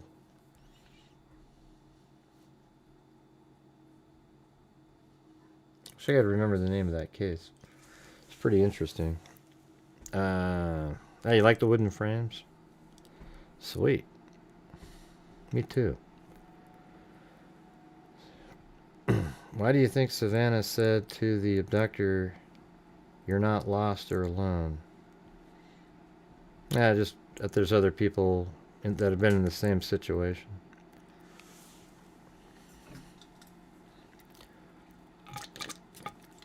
You know what I mean? She's more than 10 miles away from scene. Yeah, I don't know why they're looking around in the neighborhood for a signal. It seems like she'd be way further away than that. Oh boy, Jim. Oh boy. Let's see, here we go. And there it is. The that's like, it's pretty old, right? I bet that's 13 years old, right? 13. Tim and Jim, right?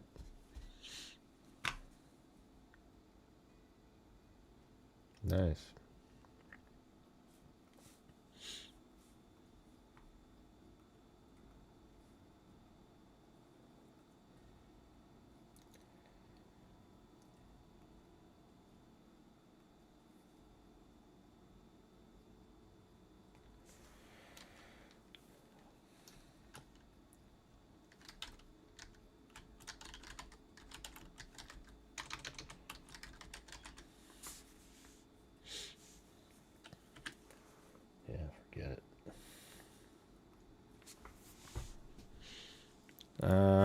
Let's see.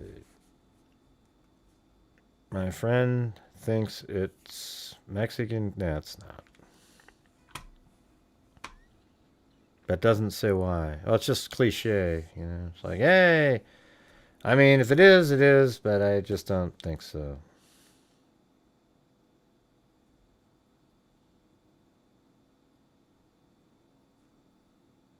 I just think they're not very good actors and they're reading a script. That's why they sound that way. Yeah, and that's why they sound that way, those people. You know, like when Annie and Cameron read, they just, you know, they're just reading it like they're actors. You know, or not even an actor, just reading it like somebody trying to read it the right way. Mama, mama, mama, you know. That's because she's not Savannah, who can, you know, give out emotions and, you know, perform in front of a television. So it's different. That's how I look at it. Might not be that, but...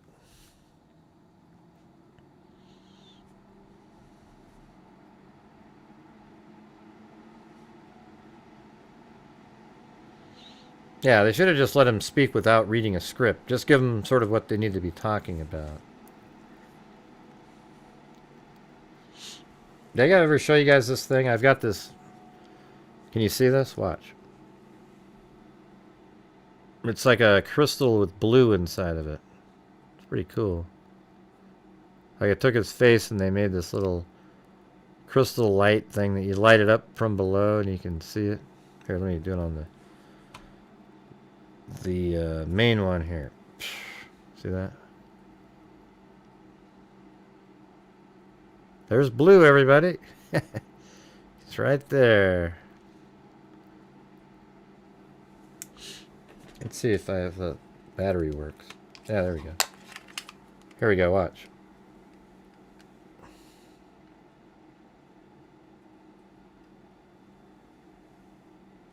You see that?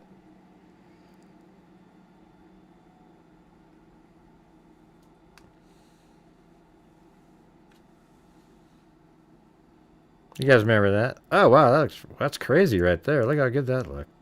Wow. How come it looks so good? You can see the grass and everything down there. That's wild. Look at that. He doesn't look anything like that on the when you look at it. Did he blink right there?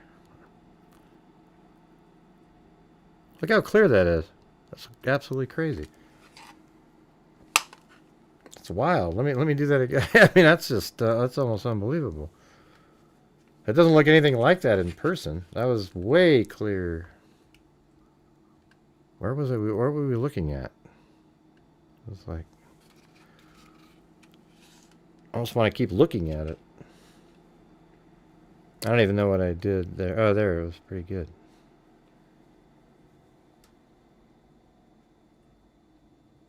Look at that. It's so clear. And it does not look like that in person. Huh. Interesting.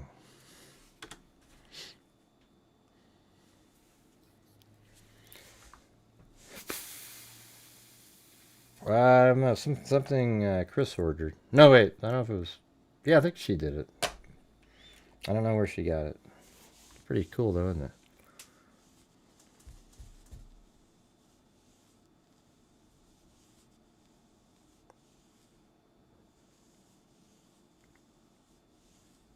Yeah. It was weird that it put that in this little crystal. Strange.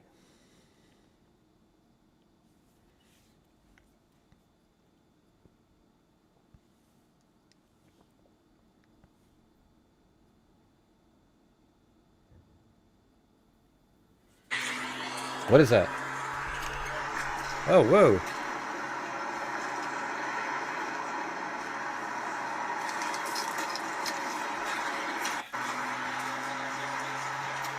What is that? Oh.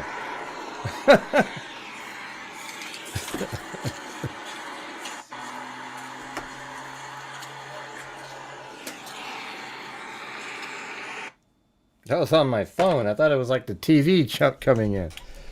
That was some video that started playing on my phone. That's right, it's Paranormal Activity. I guess we have to play the...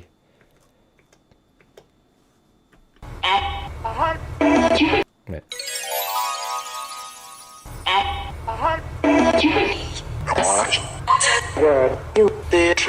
Gilligan, little buddy! Skipper!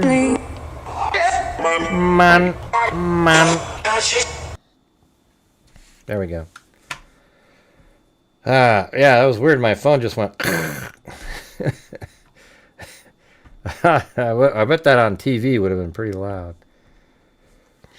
No, we can't do call-ins. Maybe tomorrow. Tomorrow we'll do call-ins, and everybody can, call in and do your own theory without me interrupting. All right.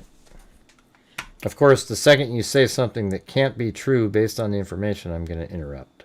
All right. But if you say, this is what we do over here. If you can call in and articulate a theory without, with all the facts in mind, then it should be pretty interesting. But if you call in and you just sort of, you're just going to throw away the facts to make it work with your story, then it probably won't go that well. You know how, a lot of people do that. So I'm going to play this other thing again that we played earlier, and listen to this. So you guys know what my criticism has been of the crazy stuff going on in the media. And I think it's exactly the same as this guy right here. So interesting about what happened Friday evening and Saturday morning is not just what we know, but also the number of false reports that came out over that time span. Yeah, exactly. We saw multiple people, we saw reports rather saying that multiple people were arrested. That is not true, according to the Pima County Sheriff's Department. We saw reports that the home belonged to a former county attorney. That is also not true, according to the Pima County Sheriff's Office. And we saw a report that a suspect had fled the scene and later died by suicide, which once again is not true. And all of that speaks to an interesting and somewhat dystopian dynamic on the ground here, Jackie. And that is that there are hundreds, if not thousands, of members of the local, national, and international media here. But there are also hundreds of influencers. And in these moments of developments in this story, they will go live to their hundreds, if not thousands, if not tens of thousands of viewers, and I will overhear them just say things. Things that are not based in fact, things that are not based in reality or have been checked with the local authorities.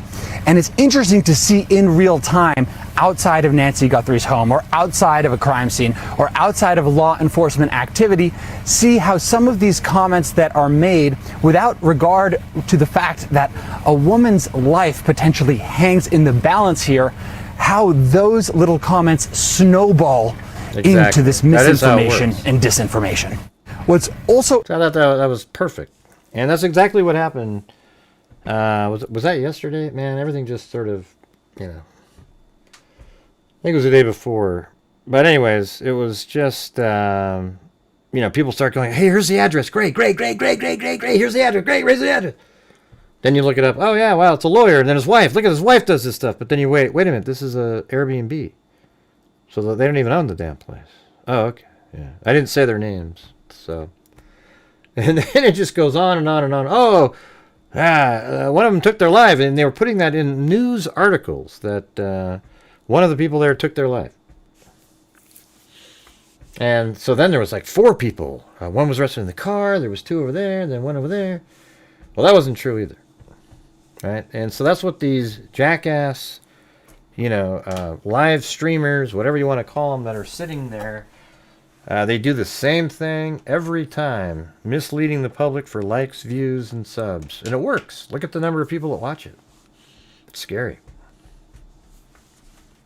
It's crazy. I think you guys would be ashamed of me if I just pretended something was interesting. Or made something up to, you know, get people to watch. I'm just here for the logic, reason, and common sense. Yeah. What about it?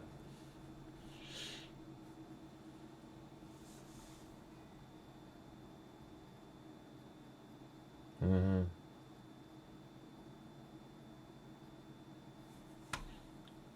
Yeah, they pointed to a house under construction.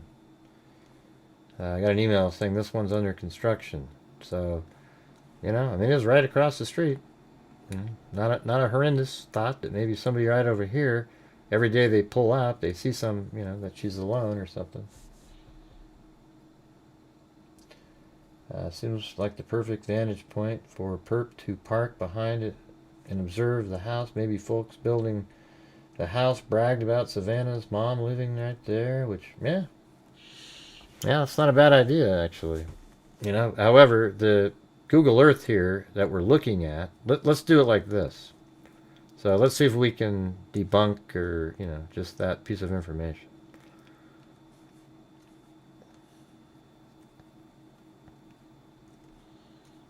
So on this one, we see it. And this is November 2024. There's no construction. Doesn't look like construction there. And there is there. So this is the one that they're using for, I believe, Google. Let's see. Look at the cars right here. And then if we go like this, Yeah. So the image that they're using is February of 2024. Let's see, hold on. Yeah, let me go back. Yeah, February of 2024. So that is 2 years ago. There was construction at this house. And then it looks like it's even wrapped up by later in February. Nothing in November. So I don't know. That, if it was construction going on as she was being abducted, I would think that there might be something to that. But it could also be that one of the people that was working on that house kept that name, you know, remembered it, knowing that, you know, got to wait a little while to get rid of the, you know, have the crew not there anymore. And so it could be something like that. What do you mean, what is the street view? What does that mean?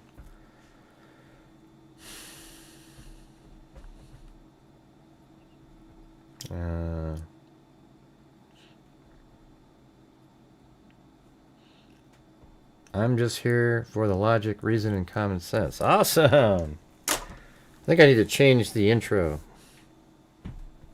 to...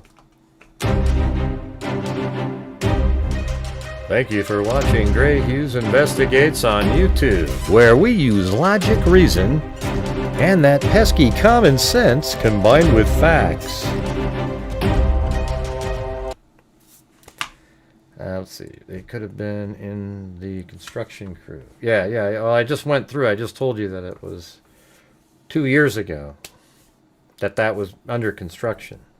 So, yeah, sure, maybe, you know. It's possible. Maybe they noticed something and kept tabs on it and then went back there later so that it wouldn't be that obvious. So, definitely possible. They could have, you know, been stalking it at that time, and then even after that, kept stalking it. You never know. You never know. Not a bad theory, though. Not a bad theory. I did know the location they found the glove. Haven't you been watching my show? I've gone over it for 3 days straight, and like 5 different times during each show.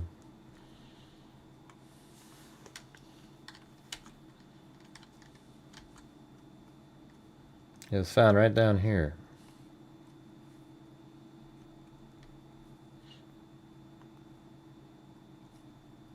.8 something miles.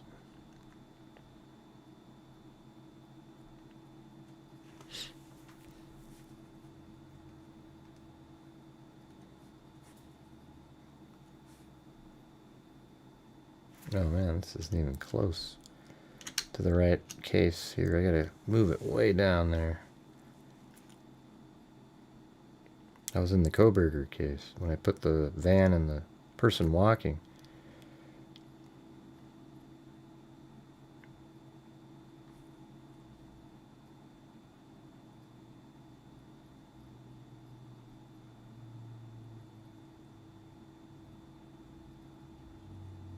Maybe we should do a flyby tonight.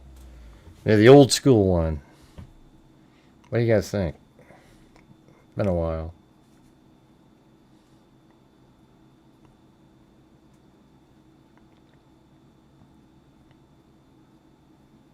Okay, there we go.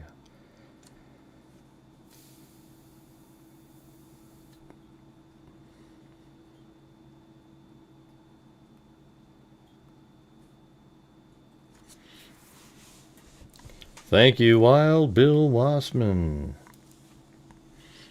Yeah, let's do one of the flyby then. Right?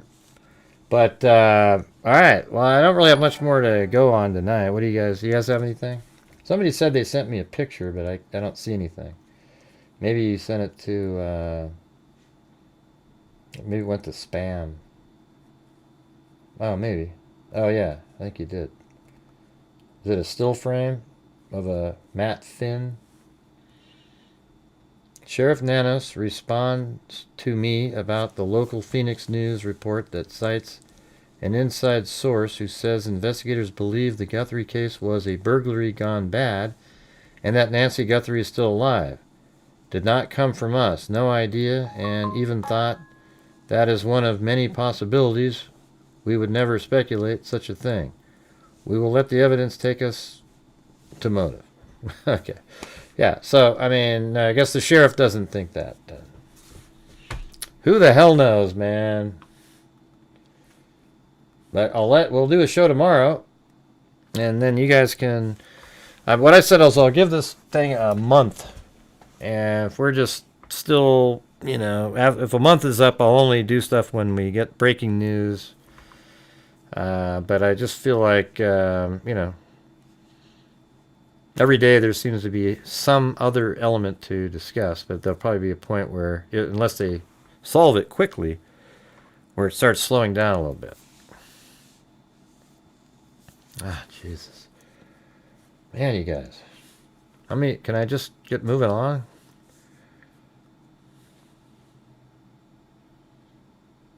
Yeah, we've already gone over these things. All right, we wants me to play audio. At 5, she faced a terrifying from 12 years ago, a lady that was kidnapped. Attacked when a stranger broke into her home in West Seneca. But she is a survivor who managed to put up a fight despite her years. News 4's Luragoose is here with a story you'll see only on 4. Don and Jackie, Delia Rawlik wanted to talk to me today because her attacker, 31-year-old Jason Kester, pleaded guilty. That's what she looks like. Now that the criminal case is over, she hopes her story reaches other seniors who live alone and might be vulnerable to an attack like this. She is 74 years old, but Delia Rawlik is not elderly. Don't you dare call me an elderly. She's feisty. She's very active. And it all paid off in a way she wishes it didn't have to. And I went to the back door to see what he wanted, and he pushed me in the house. It was Jason Kester, a 31-year-old man she recognized from one day last year when he helped the roofing crew Delia hired. Oh, there you go. He found out Delia lived alone and came back to rob her. I'll give you the wallet, I'll give you my... Delia lived alone and came back to rob her. Me in the house. It was Jason Kester, a 31-year-old man she recognized from one day last year when he helped... Wow, so they waited all that time knowing that she lived alone and she was a target, just like what they're suggesting about this construction that went on. I don't think, yeah, it's not a bad theory. Yeah. That's for sure. It's not a bad theory that this house right there, if we put it back to the 3D version, this is February of 2004, so not really that long. It took a couple years ago, but you know, probably went until a few more months there, and probably you know, maybe somebody there realized that she lived alone every day, going in and out, just right up the driveway across the street. And maybe they planned it out, just like this video here. Helped the roofing crew Delia hired. He found out Delia lived alone and came back to rob her. I'll give you the wallet, I'll give you my purse, I'll give you everything that you want, and I'll leave. But her purse wasn't enough. The intruder wanted to bring Delia with him to the ATM to make her withdraw money. And he taped me so tight that my Taped her. hands That's were what I was thinking purple. Kester brought Delia into the garage with her hands and her mouth tied up. He told her to get into the trunk of her own car. Wow. And when she looked inside, she knew she had to get away. And I kicked him in his private areas good, 3 times. She fought him off as he assaulted her atop her kitchen sink. Then, at just the right moment, her daughter pulled up, honked the horn, and scared Kester away. Take a look at this terrifying photo of what Delia looked like when her daughter arrived. Because I thought I was going to die. Look at that. This terrifying photo of what Delia looked like when her daughter arrived. Because I thought I was going to die. And I don't want anybody else to go through this. That's why she... See, that's weird. That actually seems like it could be incredibly similar to what happened to Nancy. So thanks for sending that, even though I was like about ready to do the flyby. But yeah, that one's... that's crazy. Gray, can you send your... what tips? I don't have any tips. What are you talking about?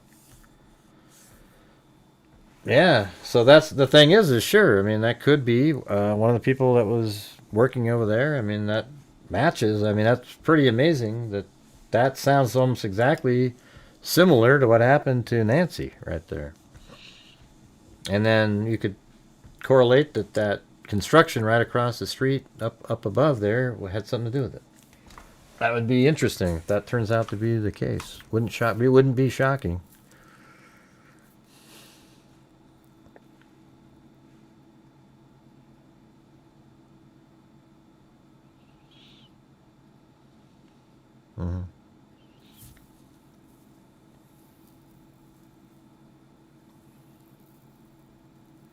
Yeah, I don't think they took her with went and looked for ATM money. They would know that her cards are missing.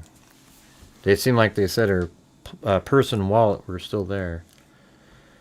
And there was no attempt to get any money anywhere.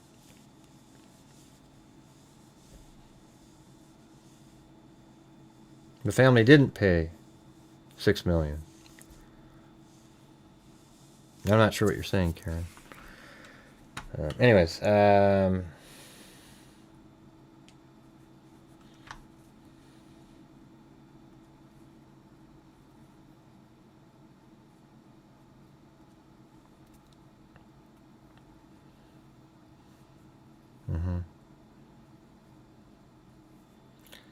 but maybe he took the mask off when he was inside. We see the mask on at 1:47.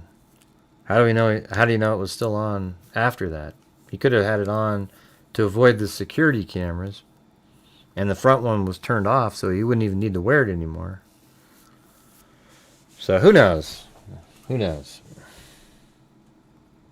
Yeah, we already talked about that exact thing earlier, in case you're wondering. Hey, thank you to Lucky Ducky and the Vegas Andrews and Susan Chamberlain. Wow, we've done like 6+ hours again today. And Brooke Ruff and Christopher Marshburn and Baby Coco Live, and then Bengal Cat Chili, then Sarah, and Wild Bill Wassman gifted a membership, and then we had Brandon Collins gifted membership, and then Baby Coco gifted one. Coco Live, I mean. And then D. Cerna. Then 1612's Girl gifted one. Then Joel Burnt gifted one. And then Rampage gifted 5. And then Gloria Batari. And then, let's see, Bridget Roach became a new member. Then Rampage gifted one, and then Miss Kyla gifted a membership. Then Mindy Mouse gifted a membership. Then D Rich Super Chat. Then 1612 gifted a membership. And thank you guys for doing all the challenges and everything. Made a big difference. Oh, before we go to there, though, I'll thank Lisa Valenzuela and Marty's Bar and Grill. Yeah, I had this troll that showed up earlier, and they're just so whining because they got timed out. So now they're showing their true self by commenting, oh, they keep sending me email after email. You know, it's just a joke. Get out of here. Yeah. And when the show started, they said, wear a hat, Gray. And I just said, screw you. Get out of here. You know, I don't want to wear a hat. I don't want to wear one today. And maybe I'll wear one tomorrow. Maybe I won't. I don't know. But it's just such a rude thing to say. And you're just being an ass saying it. And there's nothing funny about it. It's just, if I want to wear a hat, I'll wear a hat. If I don't want to wear a hat, just shut the hell up and follow the case. Okay? I don't know you. If I knew you, maybe I would think it was funny. But I don't know you. So, you know, settle in, make comments about the case. And then maybe over time, if I know you, your comments might be funny. But they're not. What a loser. Jesus. I mean, who acts like that? It's just, let's see, watching your show now, by chance, I tipped into the FBI yesterday, the roofing crew, well, right, just by chance, huh? The roofing crew on the house across the loop you are highlighting now in Google Earth. You can see the roof difference. I know, I went through the whole time over time when it changed. You don't need to explain it to me. I use Google Earth all the time. Let's see. Then we had Mindy Mouse and Rich and 1612 Girl, Italian, Laguna Beach. Then Wild Bill Wassman gifted 5. Then Sally Swift and R. Browning, and then Maribel.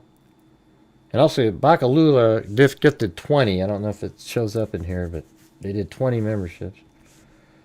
So that was Maribel 9, and then Wild Bill Wassman.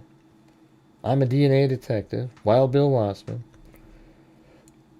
Miss Kyla again. And 1612 Skirl gifted another one. Thank you, guys. Thanks for the people who did multiple gifted memberships to try to reach the challenges, because those are the ones that get us, you know, let us have a good night. Then Lizzie Robb gifted one. Then Allie Cake. Oh, there's Bakalula, 20.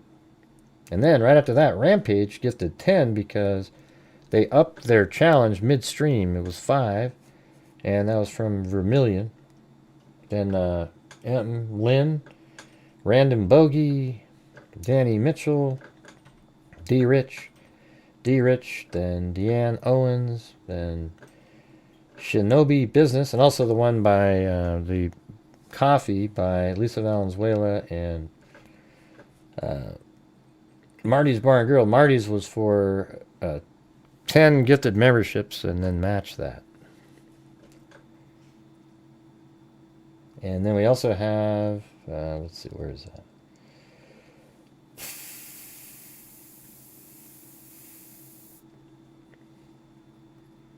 Oh yeah, we have Barbara and Aisha on PayPal. Very kind. Thank you so much.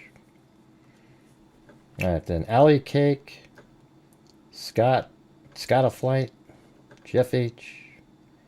And then we had, what was the other one? They gifted a membership. Then Craig from Craigslist.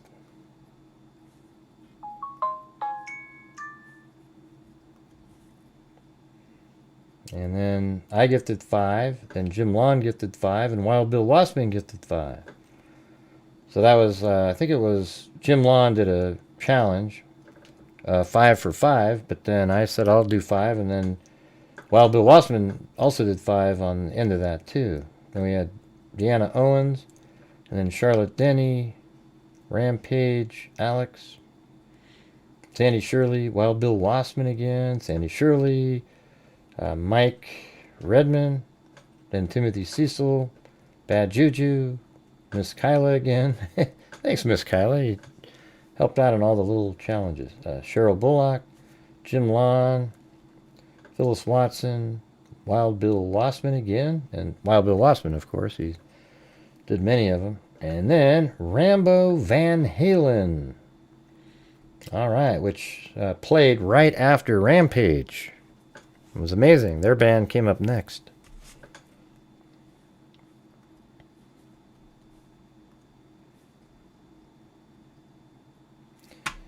All right. Verifying 8-inch. They're not 8-inch tiles. They're 12. Yeah.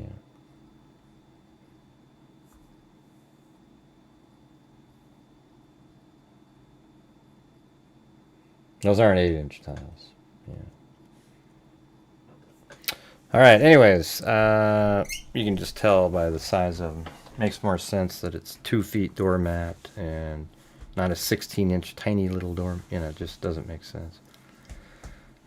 Let's see. Well, thanks, Lanky Tar. You blame Jody Arias. All right. Well, thanks everybody for watching. Man, another long day of shows. Appreciate it. What we're going to do is we're going to do the flyby. I think we'll do that first. I think we'll just do it right now, I guess. But thanks for watching, everybody. Until next time. I don't even remember how I used to go into the flyby. Let's see. Let's see. Monitor full. Get rid of this. Turn off. What am I turning off? Yeah, get rid of roads, buildings, borders, and all this stuff. Keep that on. It looks like the 3D buildings has to be on. All right, there you go. And then we go all the way down here to... Nah, that's just one of these, I think.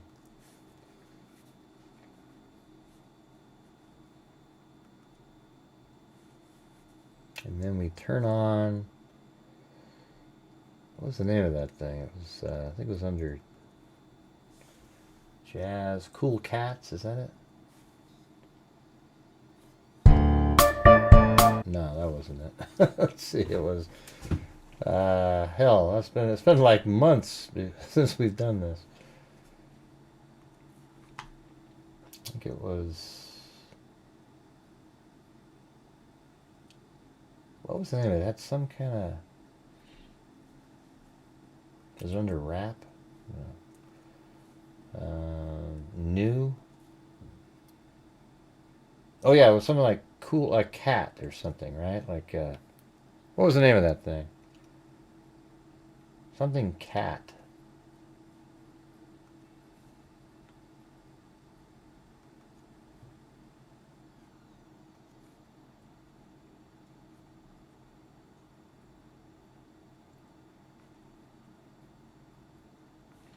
Man, it's crazy. I don't know why I can't remember that. No, it's not. It wasn't cat. Something. Shit. Anybody remember?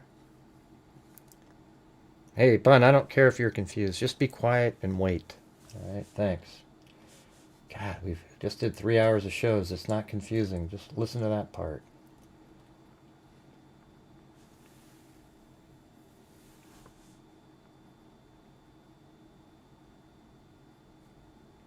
Just trying to find... Oh, I think it was under jazz. That's right. Cool Cats with a K. There we go. Here we go. No, that wasn't it. It's... no, that's Cool Cat. What's the name of... How does the song is totally different than that. It's... Guess we'll have to figure it out when I get there. Yeah, you'll know when you... It's not that one, though.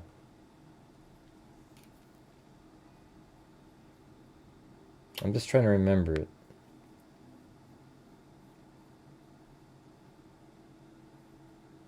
Okay, not in there. This is so weird. Maybe I have it out here. No, so isn't it like something funk or something? Furious Freaks. God, how could I forget that? With the name Freaks in it. I knew it was something that was just really obvious. All right, here we go.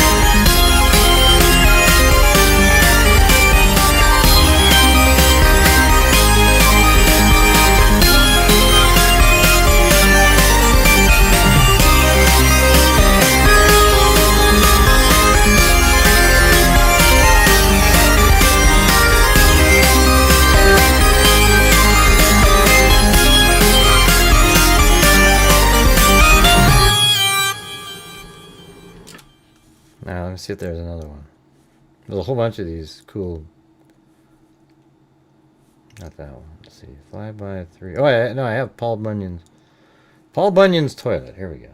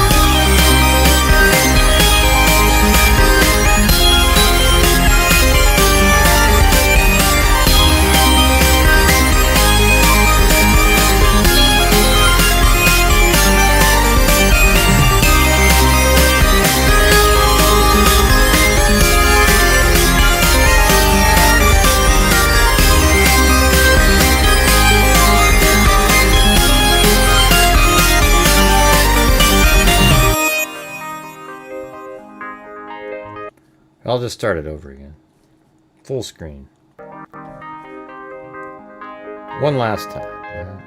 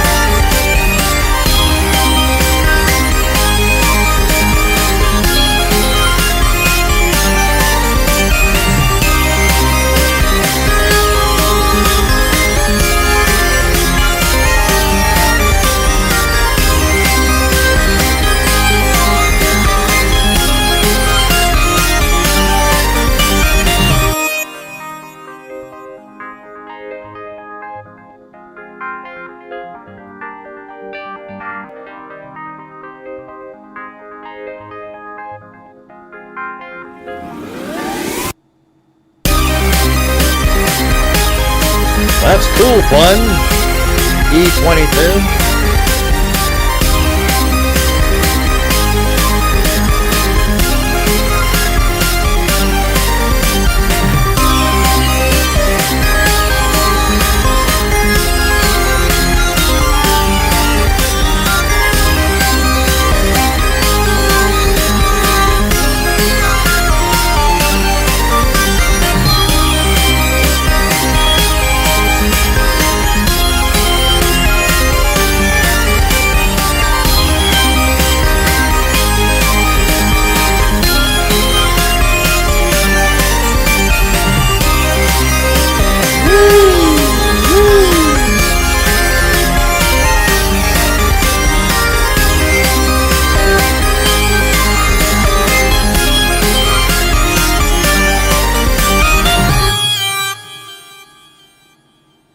Wow. All right, you guys. Way up into space.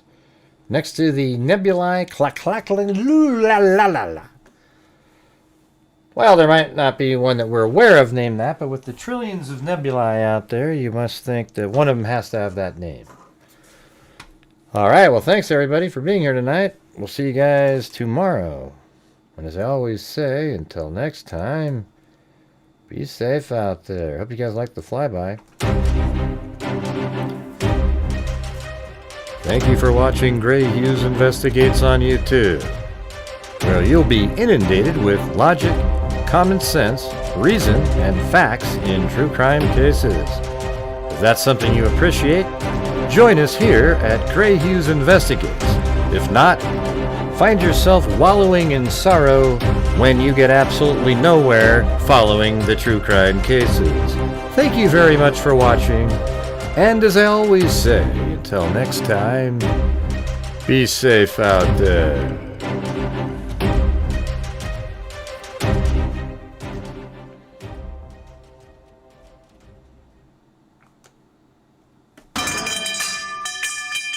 Bye.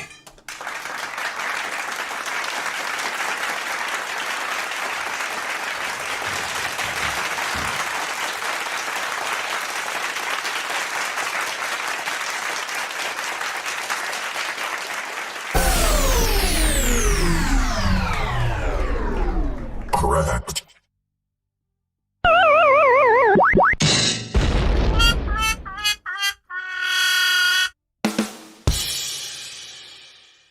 All right. See you guys later. And be safe out there. Hope you guys found the show interesting tonight.